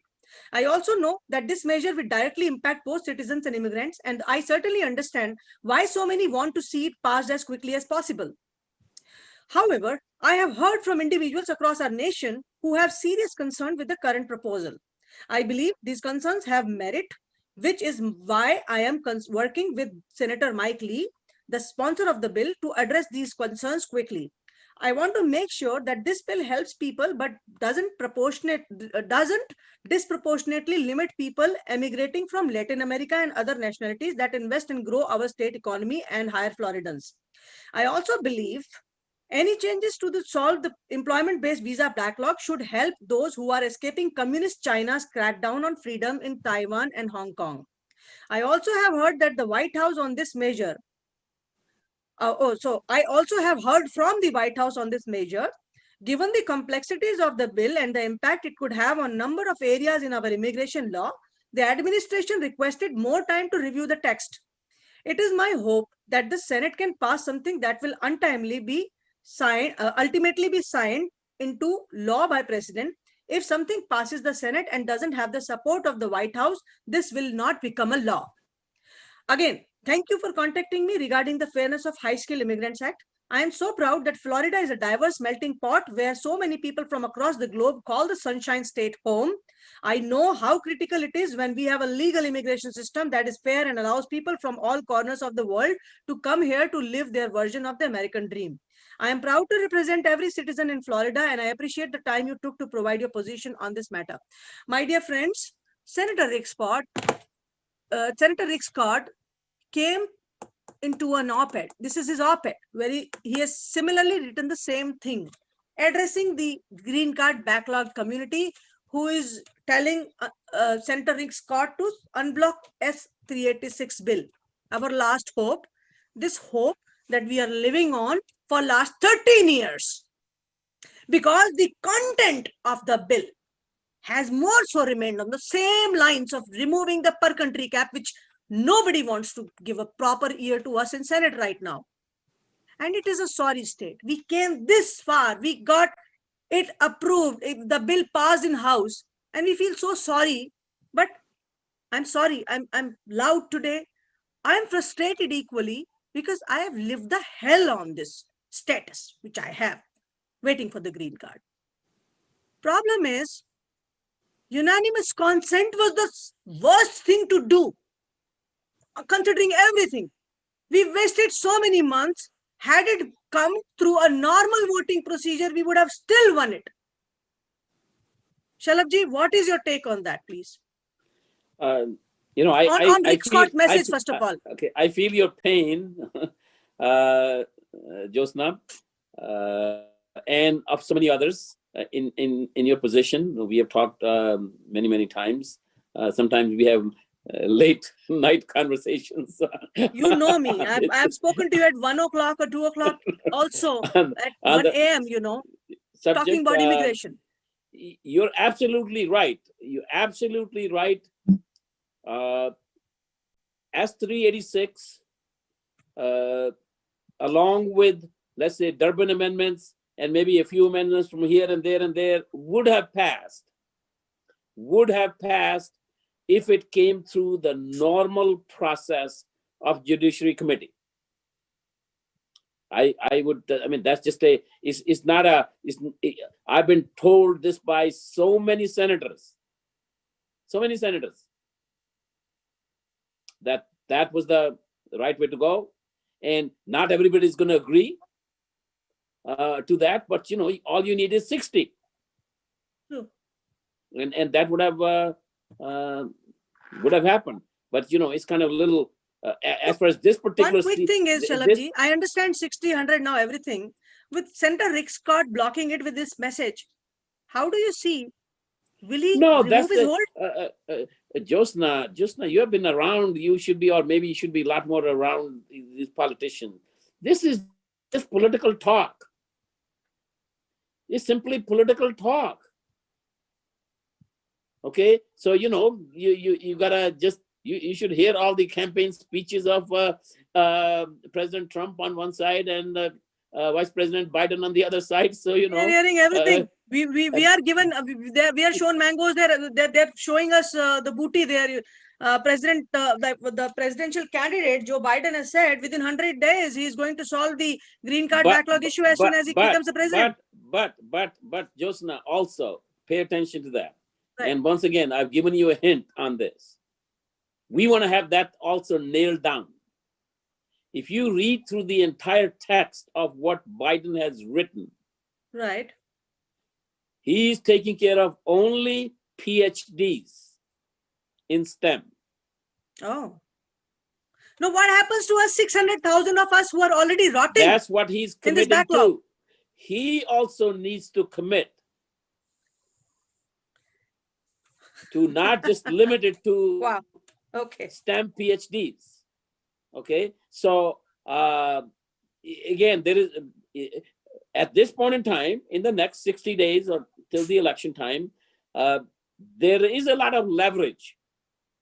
It's time to get the leverage from both bipartisan, from the Democrat side and from the Republican side. But for what? That this is what they will agree to. Like Biden, let's say first 100 days, I'll take care of this. Write down exactly how you're going to take care of it. Are you going to limit it to You're not going to take care of it if all you're going to do is give green cards to PhDs who have PhDs in STEM. How is that going to help? So that'll help a few people only, but not. So we got to have a very definitive statement from both sides. And I will tell you this, there are some very intelligent people, essentially, I will say my counterparts on the Democrat side, who are paying attention to that, who are working on that. I definitely saw one of the interviews where there was some other gentleman who was speaking about green card backlog, and we appreciate. And this is definitely a bipartisan issue, has to be solved. So now we are at the crossroads, with September here, November 3rd is the election, and we still are seeking some respite. Immediate respite is what? No, you see, again, don't put yourself into this artificial timeline. The only timeline for this thing is to November 3rd, is where all the political parties, all the political candidates, they're looking for every single vote. So to maximize that time frame, to get commitments, to have commitments which they cannot go back on. So Shalabji, we understand getting commitments from the candidates, from the people, the political aspirants and everybody. For right now, I am worried about the H4s losing their status, in the sense USCIS is delaying it badly. Biometrics have come into picture to make the life of H4 visa holders hell. If this kind of EAD, this EO comes from the president, it will be a great relief. Sure, that's of course what you do is the best you can. I only told you we put in the best efforts. We said from our side is non-negotiable in terms of president asking for a campaign like we had in 2016. So right. that part is there, and the kind of things are moving towards that. I told you about the invitation to 30 leaders and so forth. So it's the timeline is to whether get an EO or whether you get a very firm commitment, or also you get from the other side as well, very firm commitment. We are so tired of commitments, of doing everything. We want to see something. I have reached out to you personally again. I have reached out to Dr. Sampath Shivangi, who's of course in part of the Trump's administration, the Mississippi delegate, for last 5 years.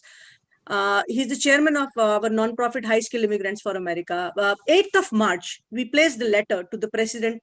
We had only 3 demands. We did not speak about S-386 with all the chaos going around. We said, 1, please give us EADs without compelling circumstances, I-140 EADs. 2, do not count the dependent. Third option, which cannot be achieved, a lot of politics behind, was give us unused visa numbers. These are the 3 requests placed to the White House, still under consideration. We were hopeful something will come.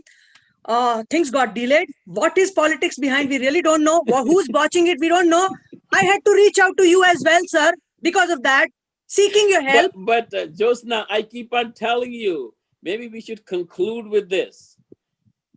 Politicians in democracies all over the world, all over, it's not just the United States, it's India, Europe, anywhere, democracy, 2 things move, votes or notes. Votes. Sir, we can neither notes. Give votes, neither cannot, nor can we give notes. Politicians move. So we can't do both. It will be illegitimate. What? To give notes. You see, DACA comes into picture. Why they can't vote, but why there are so many people who are in support of DACA? How? I mean, the nexus of notes and votes is not there. I mean, they are the prospective voters. Of course, the nexus of the if Biden, for example, for a moment he says I'm against DACA, he's forget it. There's no way he could get elected. I mean, that's gone. Whatever the KO, you could tell me over there, what's the percentage of Hispanic vote? 20% or something like that? Yeah, around 20%, 23%, I think. Yeah, so that over there is, if you lose even 4 or 5% of that, Biden is history. So therefore, that's how these movements come about, and that's how things move on votes and notes. If again, I go back to, I know people are hurting, and they could be there's a lot of pain, and people are hurting, so you kind of get impatient on it. But if you don't want to repeat the last 13 years where it has been just moving on and on and on and on, nothing happens. What the suggestion I given to you, and you probably are the absolutely the right person to lead this effort. Unite everybody. Not have and recognize that there's going to be different opinions and different things. So a common platform for a green card backlogged Indian community and the Dalka kids. Common platform. What's the bill? No, you see, they will come up with that. You get impatient on it. Again, they could come up with an approach. Okay, let's do this on the EAD. Let's do this. Let's on the bill is 386. 386. Let's see how many people we could get on senators who maybe go through the unanimous consent route. That is something for later. Route.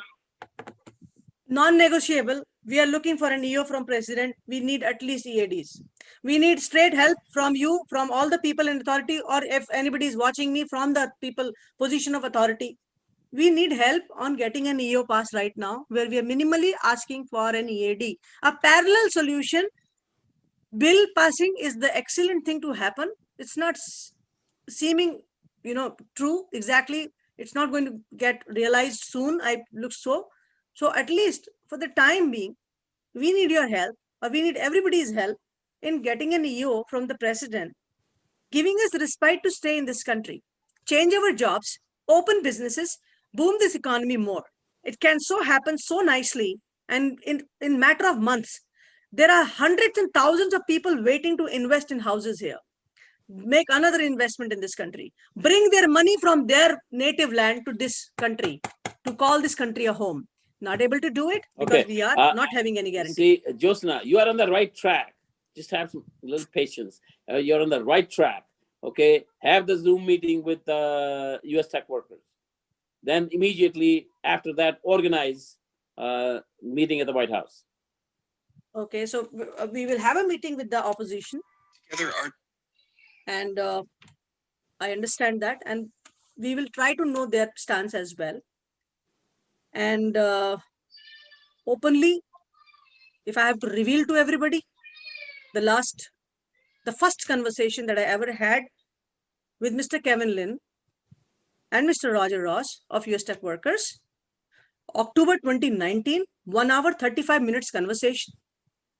I definitely got something positive from them as well, where they seemingly had some willingness to support us for EADs, I-140 EADs, where I had a long series of arguments or answers and questions that we had shared. And if they are willing to help us equally from the opposition, we don't mind the H-1B reforms as well, because they're speaking about H-1B reforms. If I have spoken to Kevin, they are speaking about bringing reforms to H-1B visa misuse, to whatever misuses happen to this visa, or the low wages that they're brought in, or the level of everything. Of course, people of your high stature, if they present, talk to them on our behalf is great, sir, because the circles of the Congress, Senate, White House, administration. I am a lesser piece there, I just initiated the conversation to understand their take. It was positive to know from them that they said, Mr. Kevin Lynn said himself, we are ready to help you out conditionally. There is a proper, solution that comes to the abuse of H-1B visas. I mean, their contention or their hatred towards us has been They have been vocal and saying that this is the high skill category, as you name it as. Of course, I had big argument there also. They don't term H-1B visa as high skill for their certain reasons, and we are on negotiation for that. We're talking to them, and of course, there's a whole big round of the conversation has to go. We have to meet those people as well, because this is the opposition, which is a vote bank. We are not vote bank, so we have to listen to everybody. I have been speaking to them. Yes, I am trying to assess there that how best from the opposition as well we can seek some help, which if it is on the common platform, if they're willing to help us with the EADs for time being, we'll be more than thankful to them. We'll be more than happy. Of course, it's an open platform.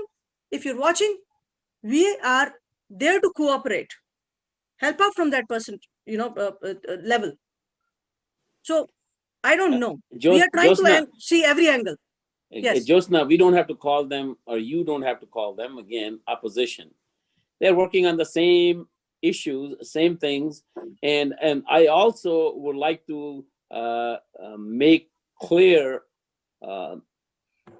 myself and RSC's, let's say, position on H-1Bs. In the last 1 month, again, you have told me, which kind of sounds really, let's say, what's the right word? I never thought that there could be that much abuse. See, there is an abuse. So we are the abused category. If I have to see vocally, we people in the green card backlog are the abused category. Okay? No. We are not employers. We are employees. No, H-1Bs. That if there is so much abuse there. So our position is take care of everybody who's on the green card backlog. Absolutely. Take care of the DALCA. Do whatever you need to do with the H-1B. So that is very clear. See, our call to US tech workers is simple. 600,000 of us in the United States of America are here for many, many years. Our kids have grown, aging out. We don't want to compromise even a single person exiting this country now. But we agree somewhere, if you are willing to bring a reform to H-1B abuse or whatever you say, name it, as the opponents or the people from US tech workers or different organizations who call this abuse issue, we will stand by, because we don't want any abuse from our front as well. The problem is we are the abused category ourselves, because we are in a big, huge backlog. Had we known from our employers as well that we are going to take 100 years to get a green card in this country, we would have chosen some other country and would have gone there. Unfortunately, it faded. Every year seemed rosy. Oh, we'll get a green card. We'll get a green card. Now the bill will pass. Now the bill will pass, and the bill will pass. And the bill has never passed. So, to the US tech workers as well, we're ready to negotiate with you, but on a condition, none of us 600,000 people is moving out of the country. We will stay here. We need justice because, and we are here. We have made America great here. We contributed our STEM skills. We contributed our labor, hard work, dedication, expertise, innovation. Don't shoot us out. An H-1B visa has been misused by many other countries where pizza making guys are coming there. $11 an hour wages, $22 an hour wages. You never oppose them. Please go and research that scam as well. People from Iran, people from many other countries, they come on H-1B visa, get their green cards. What's their pay? Please look at their wages. $20 an hour, $15 an hour, $11 an hour. Please research that. We are not that bad, as you have been lamenting, or your people are lamenting. It's wrong, sir. So, I mean, now we are on a solution level. We are talking. Either the thing is, we have to sit all together to speak about the bill. S386, what is your take? Final take I'll take from you, Shalabji. What is your take on S386 future right now, considering it is under unanimous consent?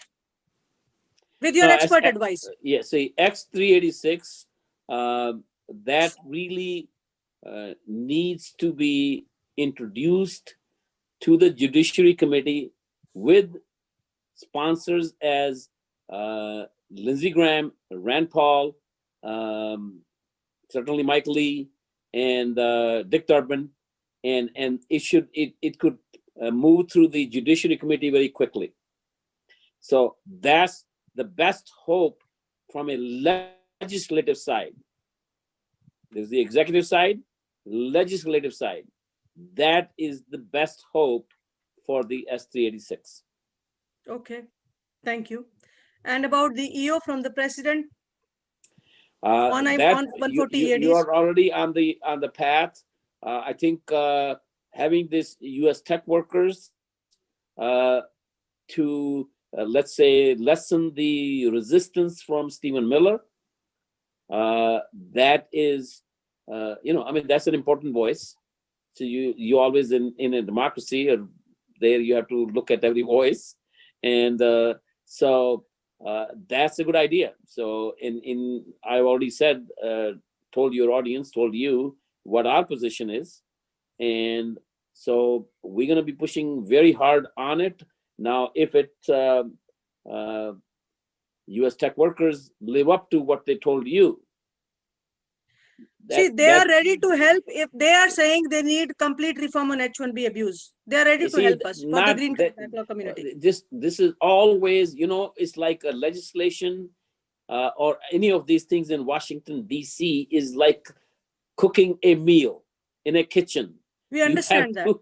You have to mix all kinds of different things and come up with a solution.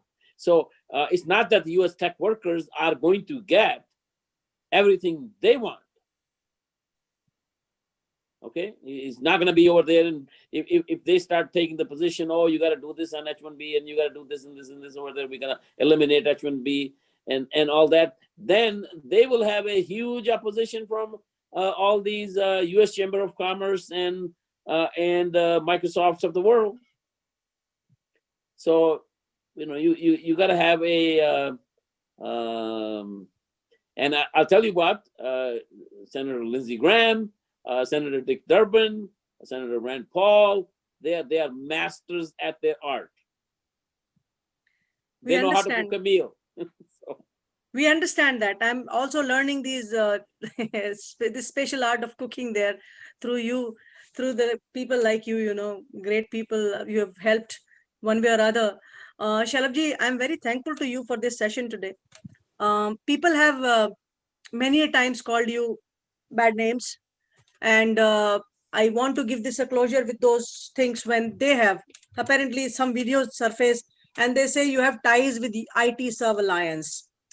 So you've been bought by IT Serve Alliance, and you have killed the prospect of I-140 EADs back in 2015.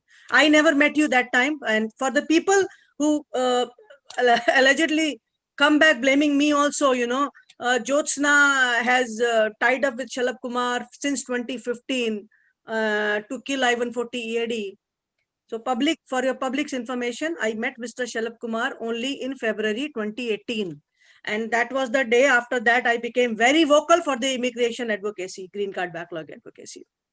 So Shalabji, aap lekin bataiye, you have been tainted so badly that they say you've been bought by IT Serve Alliance. When you enter public space, I mean, that's just, you have to take it for, it's going to happen. So it's okay. Again, 2013, what I've told you, I didn't even hear about the word. You were not aware about EAD. EAD, I kind of, in my conscious, EAD is only like maybe. So you were not aware about what is 6 months or something like that. That was a big, big problem for L1 visa holders and India's economy. Huge issue. Okay, so you were not educated because a teacher like me was not there to teach you on I-140 EAD, right? Okay, so now as far as the second question is concerned, IT Serve, okay? I have not had any conversation with them for last 2 years. And, dating back? Huh? Month? 2 years in the sense? 2 years.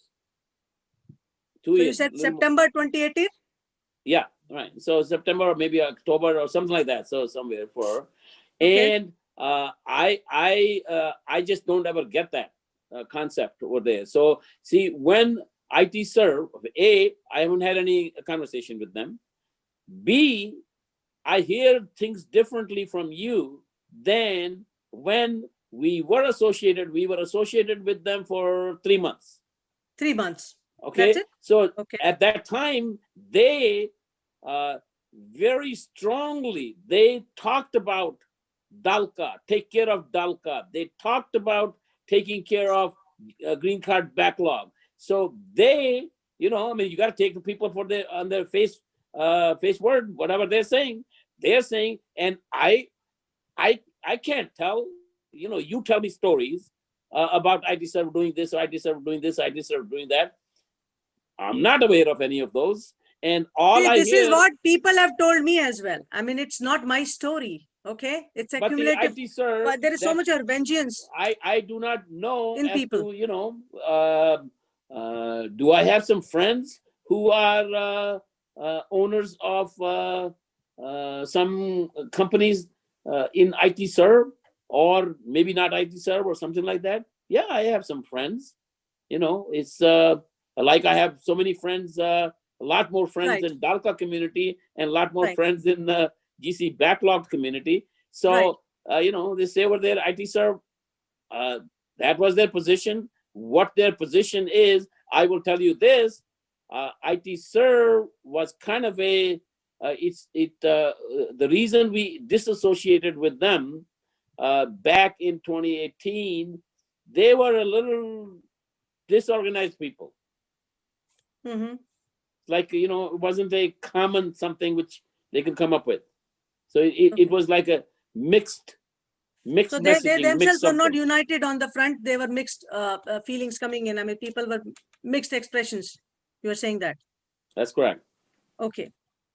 And now for the IT serve, that clause that people from the one of the esteemed advocacy group, they keep taking the name of IT serve as an organization.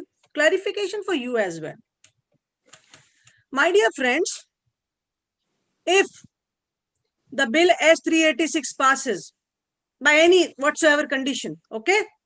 If this bill passes, the S386, for which you say that IT Serve Alliance is against it, I'll share some facts with you as well. I am not a representative of IT Serve Alliance, okay? And you, most of you who are working as consultants or as employees of various organizations, your organizations are part of IT Serve Alliance groups or Tech Serve Alliance groups, okay? For you, all your information, I am giving you first-hand information right now. As a part of the media, last year, in September, it was September, October, whatever, the National Convention of IT Serve Alliance, I attended that in Chicago. I am the most notorious person probably for them, if from your perception probably as well, that I'm speaking about green card backlog and advocacy. Well, I went there. They had called, the Congressman Rajagopala from Chicago, and there was another senator, I've forgotten his name, and they were questioning him about S386, because apparently the IT Serve Alliance, most of the people whom I met, the companies, they were supporting S386. I was very surprised, not shocked. I was surprised. How come I have heard so bad about IT Serve Alliance, they're supporting S386? Do you know why S386 is being supported? Because even if this bill passes, not everybody will get green card. It will take many years for people to get green cards. So the H1Bs will be still with them. The new breed of H1Bs will keep coming in, will keep serving the companies. Some will have freedom to pursue their passion and dreams, do businesses when they get their green cards. If S386 bill passes, it is not the whole chunk of H1Bs that comes out of the loop of these companies. Fact one. Fact two, for IT Serve Alliance, those who always allege, because I have seen every angle and I'm suffering in this, and I'm telling you today, because you are blindfolded by those akas who tell you to abuse X person, Y person, not even thinking, using your logic, and you become keyboard warriors there. I'm telling you, IT Serve Alliance has there are people who were fully supporting the bill S386. Do you know why? Most of the IT Serve Alliance companies are small companies. They don't have many employees on them. They don't have many direct clients with them, of course. People who are bigger integrators had been taking their chunk of business because they get clients and they place the low wage workers as per the opposition that comes from US tech workers as well. Somewhere I didn't see the opposition from IT Sub Alliance as well on S386 because they know for sure it will take 10 or 15 years still for a person who's joining today on H1B to get green card. So the whole business will go as usual. And one more thing, people who are part of the IT Sub Alliance, even if you get green card, they have their clients and whatever, you will still be employed by these companies. With my experience working for different IT staffing firms, what I have gained is that most of the IT staffing firms these days have more US citizens and green card holders or EAD holders working for them than H1Bs. Because the laws have become very stringent, people have been really struggling to maintain their H1Bs. So many rejections came, so many amendments, rejections, so much of negativity was there in Trump administration. Because of that, IT Sub Alliance was apparently looking favorable for S386. Now, for all of you who bash IT Sub Alliance or who connect Shalabh Kumar or not or anybody's consumption, please stop framing stories. Stand on a platform where we have to unite to get our work done. I'm not here to preach or teach here, but I'm extremely tortured, suffering in a status when I lose my job for 5 months, when I have to renew my visas. And I don't get it, despite being capable. So I am suffering. That's why I'm expressing this to all my audience today. Stop butchering the names of the organizations. You're not even united there. EO is the thing I'm parallelly advocating.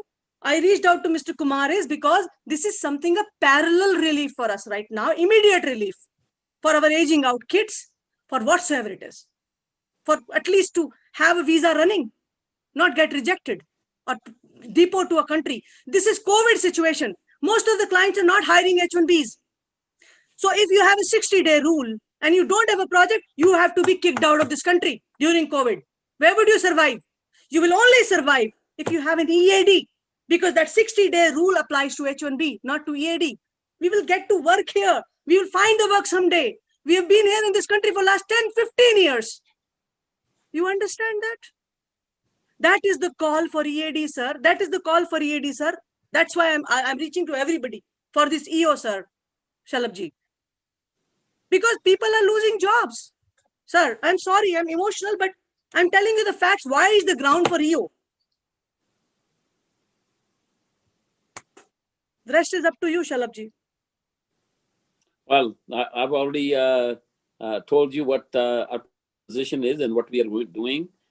It is a priority for us, and let's see what happens. And not only a priority from President Trump's side, it's a priority from Vice President Biden's side, priority to have a version of 386, whatever form it goes, whether it's Durbin amendments plus some more amendments, whatever name you can call it. You know, you could give it Sir, if you're supporting us you could give it any name which you want. You could call it an IV bill. Okay, that's okay too. It doesn't matter. Now with the closing statements, I will ask 2 questions from 2 different people. One question came from SIA President Anirban Das. He said in last 4 years, Trump administration has done nothing good for H1B visa holders or people in the green card backlog. What is your take on that? I would, in a way, I kind of agree. I agree that, the president has raised many times, he's tweeted out and said merit-based immigration. And I know his heart that that's what he wants. He wants more like a Canada and Australia. And that's what he wants. I mean, like I give you the example of when we talked about Dalka, how amazed he was to know of this. But there are forces, and the other thing is, because there are forces which oppose, and there are forces, a biggest factor is we do not have a united voice. That is the biggest factor. If you have 20 people tugging at at the ball at goal from different directions.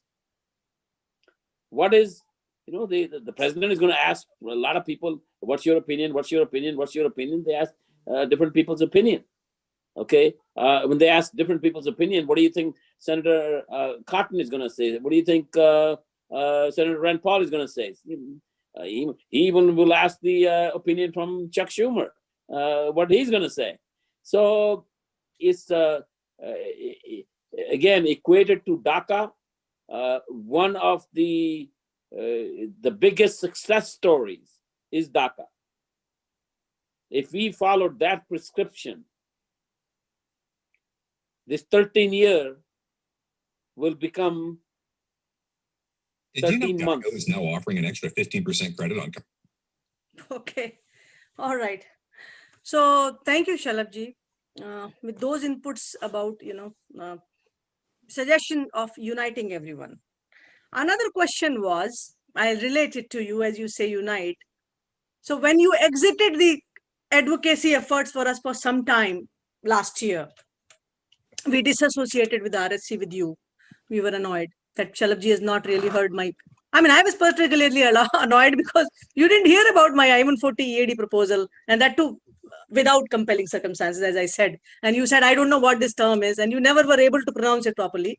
So actually, you said, maybe you unite your efforts and follow Aman Kapoor, Immigration Voice. That's okay too. But Immigration Voice has been working relentlessly on S386. What is the fault? See, but then what you have to have is within immigration, like I said, Immigration Voice, Aman Kapoor, and all these people, if you have a broad board, okay, and they could think through this. Is this the way to go? Is that pass 386 through Judiciary Committee or pass it through on a unanimous consent? Okay, so it's not should be like a dictatorial terms. Let the community think through this, have different positions, and then decide. If it in that respect, Aman Kapoor was to lead this, like many times I've told you that he has been so much into it. Perhaps he's the one who should lead it. See, he has been very vocal about it for last 13 years, but apparently what has happened with the organization, of course, they have been taking a lot of funding from people, recurring deposits, the donations are flowing in, and they try to do good things. Of course, they're doing, but approach seems to have been lost somewhere, the right approach. Had it come through a normal vote, we would have still been successful by this time. That's correct. If it's went through a normal process, I think there was a significant achievement when 1044 in the House, it passed, okay? And if that thing had gone through the same in the Senate. Unfortunately, that's where we faltered, and we appreciate Immigration Voice's effort there, to get the bill passed in the House and all other organizations. It's not just Ivy, people from SIA, from another organization by the name Illinois Immigration Forum, and then of course Republican Hindu Coalition people who joined. You left and we formed a group by the name High Skilled Immigrants in Green Card Backlog, and then of course I came into picture forming another non-profit 501c4, especially so that we can do some lobbying and all to do the advocacy for this Green Card Backlog and S386 as well. So we are all together in the cause, but somewhere we are distracted with people, power, pelf and authority probably. That's a confusion for all the Green Card backlogged immigrants here, divided by different forces. And it's not about credit giving or taking. It's about where finally can we find a solution. If we have to unite together, we must. Simple as that. Mr. Kumar is very right there. But yes, we should put brainstorming sessions as to what path should it have followed. Mr. Aman Kapoor has followed a very unilateral path, and he doesn't really give access to other people. If anybody tries to object, he's kicked out of the group, he or she. So that should not be done. We are together in this call. So let's call it together. Open platform, open discussion, solve it together. And for everybody's information, I-140 EAD, as we speak about, or say the very good proposal that Mr. Shalabh Kumar has given today, is about a permanent EAD card for all those who have been approved for I-140, who have been approved I-140. This is a parallel solution so that we are safeguarded, so that we don't have to go through the grueling process of visa extensions, H4 visa extensions as well, to say that EADs we are losing because of that, and other grueling circumstances, H4 H1B amendments, or in the COVID situation, leaving this country. Because if we don't get a project, we'll be kicked out. It's a parallel solution. It is not a distraction to S386 100%. I so very much support Bill S386. So does Mr. Shalabh Kumar. Problem is the approach of presenting the bill. Unanimous consent is not landing us anywhere. I don't know how best we can work. We don't have time, sir. Maybe next session, when the Congress opens, the Senate opens again after elections, probably we might have to visit or rename a bill or do whatever. It's an open call. But right now, one call, one request, one submission, we need EADs for time. You see, in submission, Josna, the strategy, which again, I mean, we are some Indian Americans, Indians here, and whether it's a green card backlog and all that, pretty smart people. If they think it logically and have some people with a lot of experience come in and give them suggestions and give them a talk, and then form a board, and then you make decisions on that basis, and then it could move forward. To me, right now, the best solution for the GC backlog and DALCA kid is get an EO or get a commitment, a solid written commitment from both sides on the EO, okay, on the EAD, permanent EAD, and as well as immediate green cards to DALCA. And then it may take 2 years or whatever, 1 year, 13 months, like I've said. It may take time to get the actual legislation passed. That's okay, because your problem is solved. In the meantime, that's the best approach. We look up to your support, sir. That's why you're on my show today. We appreciate the efforts of all our leaders who have been supporting us in this. Dr. Sampath Shivangi being one who has already presented our letter to the White House. At least, we started hearing news about EO after that, of course. So we are in the process, but we need to cement our efforts with tall leaders like you to joining together. There is one more question before we close. They ask, whenever there is an election time, why is Shalabh Kumar coming up that time only? Why is he not supporting? So also is a very good answer to that. You see, Washington, D.C. moves with votes and notes. So obviously there is a time when it comes closer to that. So if, again, the community is united and both sides could benefit from it, they're going to pay a lot more attention to a policy issue at the time of elections than they will otherwise. So that's a simple answer. That's how the world moves. That's how democracy moves. It's not Putin's Russia. It's not Saudi Arabia or where you're gonna have just a authoritarian person can say, okay, let's gonna do this. So that's how the democratic world moves. Thank you so much, Shalabh Kumarji. Thank you, Keo, for being a wonderful spectator with us together. I'm sorry. My face. No, because you've been working together with Mr. Kumar for quite some time now. And you are an American, raised and born here, right? Right. How do you feel about all this as an outsider? I'll call you an outsider for time being, because we are still having some motherly roots from India. And I'm an Indian still. Okay. How do you feel about this situation, Keo? You're an outsider. From that perspective, I think the way that Shally first explained this to the president 4 years back, 4 years back, about the DACA situation. 2 years back. Yeah, and how the president responded. He didn't know. He had no idea about any of this. He was in complete shock.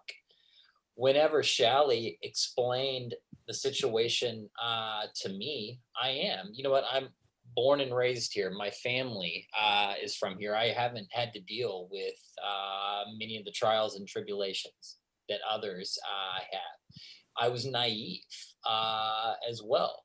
I thought that you apply for a green card, you get I had no idea it was such a process until I met Shally years ago, and it really hit home with me. My wife her mother is actually from Mexico, immigrated here.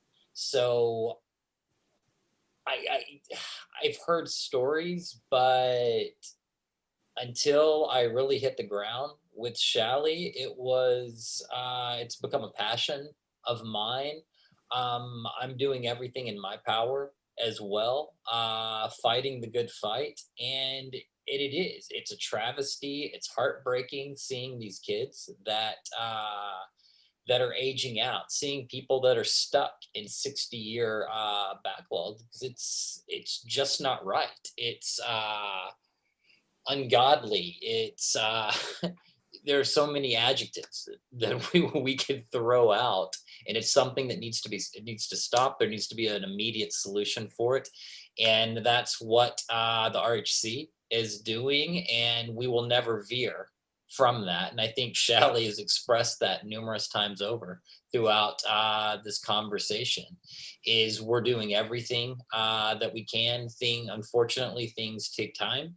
But we're doing everything in our power. We're meeting with all of the right people, and we're confident that we will find a solution. I appreciate your comments there, Keo. Thank you for all the efforts you are putting for us as well. We appreciate that help. And Shaliji, before we close, this question will keep coming. How much time will EO will take to pass? You see, that's nobody can predict. That's not that would be just like predicting the U.S. election on November 3rd. Okay, so you could put if you're a betting man and a Vegas guy, then you could put odds on it. Okay, so you really cannot really put odds on it, how long it'll take. So if it's the way this president moves, we have seen ample of EOs from him. Yeah, the way this president moves, that let's say the meeting takes place with the 30 leaders, and probably include some Dalka kids in there as well, and the president actually sees in flesh and blood, and here's the tale, and here's the solution. Calls Stephen Miller, what's your opinion? Calls Tom Cotton, what's your opinion? Lindsey Graham, he'll say yes. Rand Paul, he'll say yes. He's very close with Rand Paul these days. And on top of that, U.S. tech workers say yes. Okay, then it's a done deal. But that's what all has to happen. It's like all what do they say? All stars lining up. We will put in our best efforts there, sir. Wherever you need our help and representation, we are there. We will do that together, collectively. When I say we, I don't represent an organization. We as in our community together. I may have one non-profit, open for a cause, just named it because I had to send a letter or whatever, is another thing. But we are all 600,000 of us. We are talking here when we speak about. And sir, I must tell you, if it is about notes and votes, if it is about president taking cognizance of this green card backlog community and giving them this EO, giving them these EADs at this time, you must understand he will have many loyal voters in future. You see, the Republican Party will have loyal voters in future for that reason. Josna, political operatives don't think like that. Okay. Long-term thinkers like Newt Gingrich or Mark Levine, I'm sure you saw this picture. Long-term thinkers, okay? They think like that. Campaign managers like Bill Stepien on one side, okay? Ronna McDaniel, RNC chief.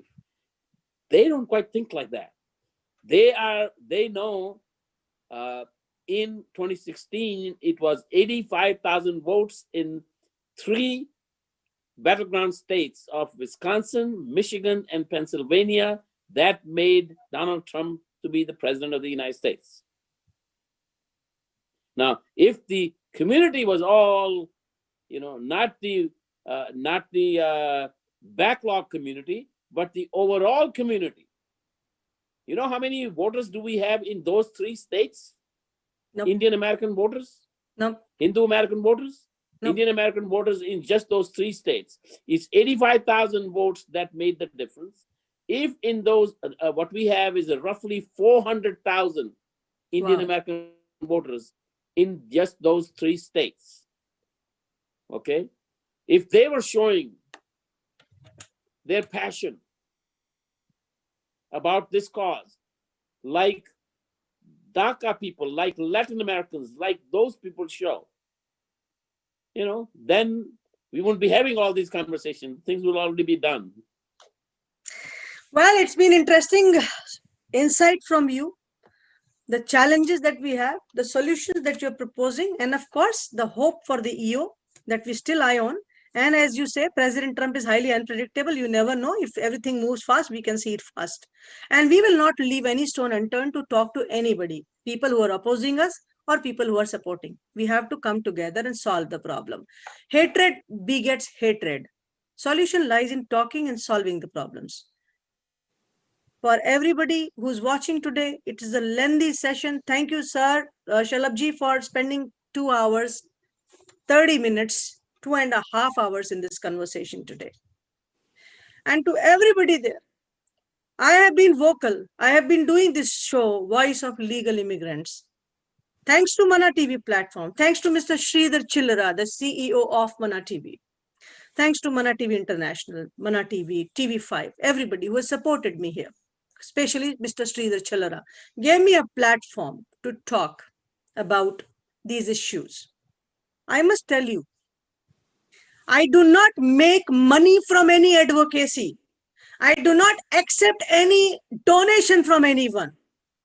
Whatever work I have done till date to enlighten the masses, to speak about the right things, to represent whether I have reached out to Mr. Shalabh Kumar or Mr. Dr. Sampath Shivangi or any other person through whom we have reached out to the White House, to the right people.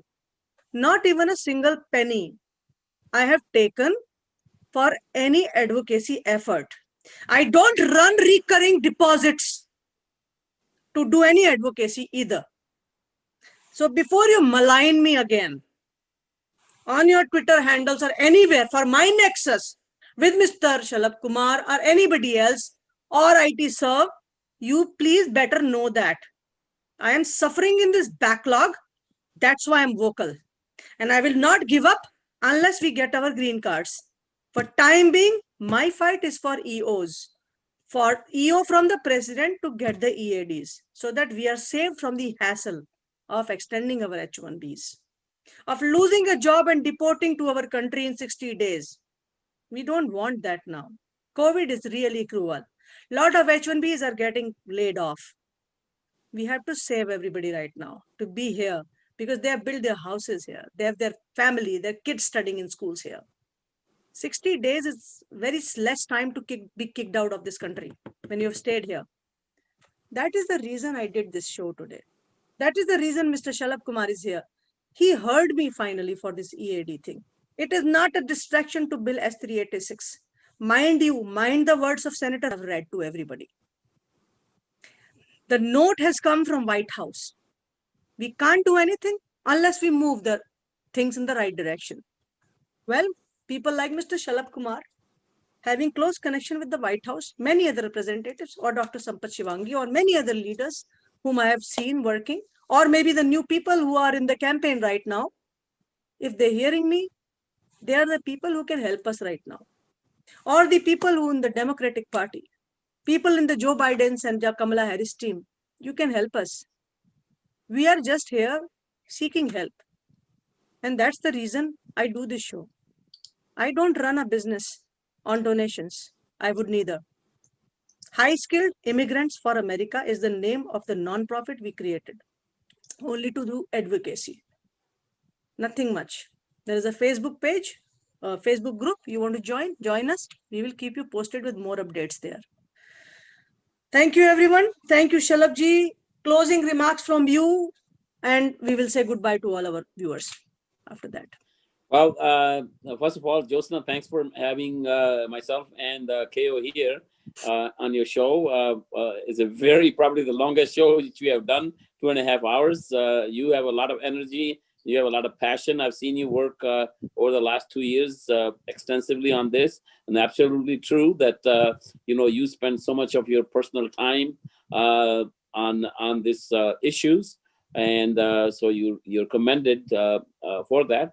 Very passionate about it, and as far as the path is concerned, just I will say so that this does not linger on for the next 10 years. Or next 13 years. We don't have the community needs to unite. All the 600,000 people in the backlog, green cards are not going to come to you. Become like DACA. Listen to Senator Rand Paul when he says your voice is too small. Unite, have a board, make up a platform, and then everybody comes on that platform, and then like we say, what is that in Hindi? You say ek or ek 11. Ji. Right? Then you will have from 11, you will have 111, you will have 1111, and that's what will happen. And that is what is needed at the time. Thank you. Highly appreciate. Thank you, Keo, for being here with us. Thank Long you. discussion, long exposure. Thank you to all my audience who are watching right now. You are there. You watched me for 2.5 hours. You watched us for 2.5 hours because we are waiting for decades. You can hold back for 2.5 hours. Yes, you waited today. We are not distracting anything. We have to get some minimal solution today. That's what I want to end today with. Go on the path. S386, unfortunately, with unanimous consent, is not going exactly anywhere with Senator Rick Scott's solid hold. We have to work with opposition as well. We have to work with our leaders and representatives as well. And we will work. I will work. I will be vocal. And thank you, Shalabji, for supporting us. We will follow up with you, and we will keep our viewers posted on next steps. Everyone, have a good night. We wish you all the very best. We will come back soon with better news on this proposed EO and the EAD thing that we are talking about. And sure, it is not a distraction to anything else. Thank you, sir. Appreciate everyone. Thank you. Good night. Thank you. Welcome to Suhag Jewelers. We are observing CDC guidelines to keep your health safe. Come and visit us for an exclusive shopping experience from our wide range of gold and diamond jewelry, exclusively crafted to create a memorable shopping experience. And yes, our price is always right. We sanitize each product after it is touched. Visit us at our stores at Oak Tree Road, Edison, New Jersey. Suhag Jewelers, your friends for life.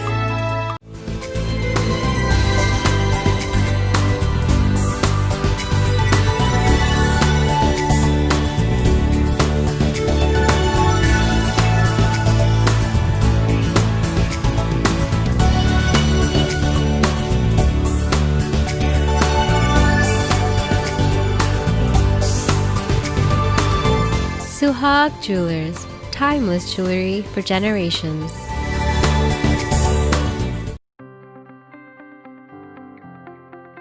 Tech Insurance Agency is fully dedicated for IT companies, providing employee benefits, business insurance at Visitors Insurance. For medical benefits, we provide group medical plans, group dental plans, group vision plans, life plans, AD and D plans, STD, LTD. For info at 512-917-8686 or www.techin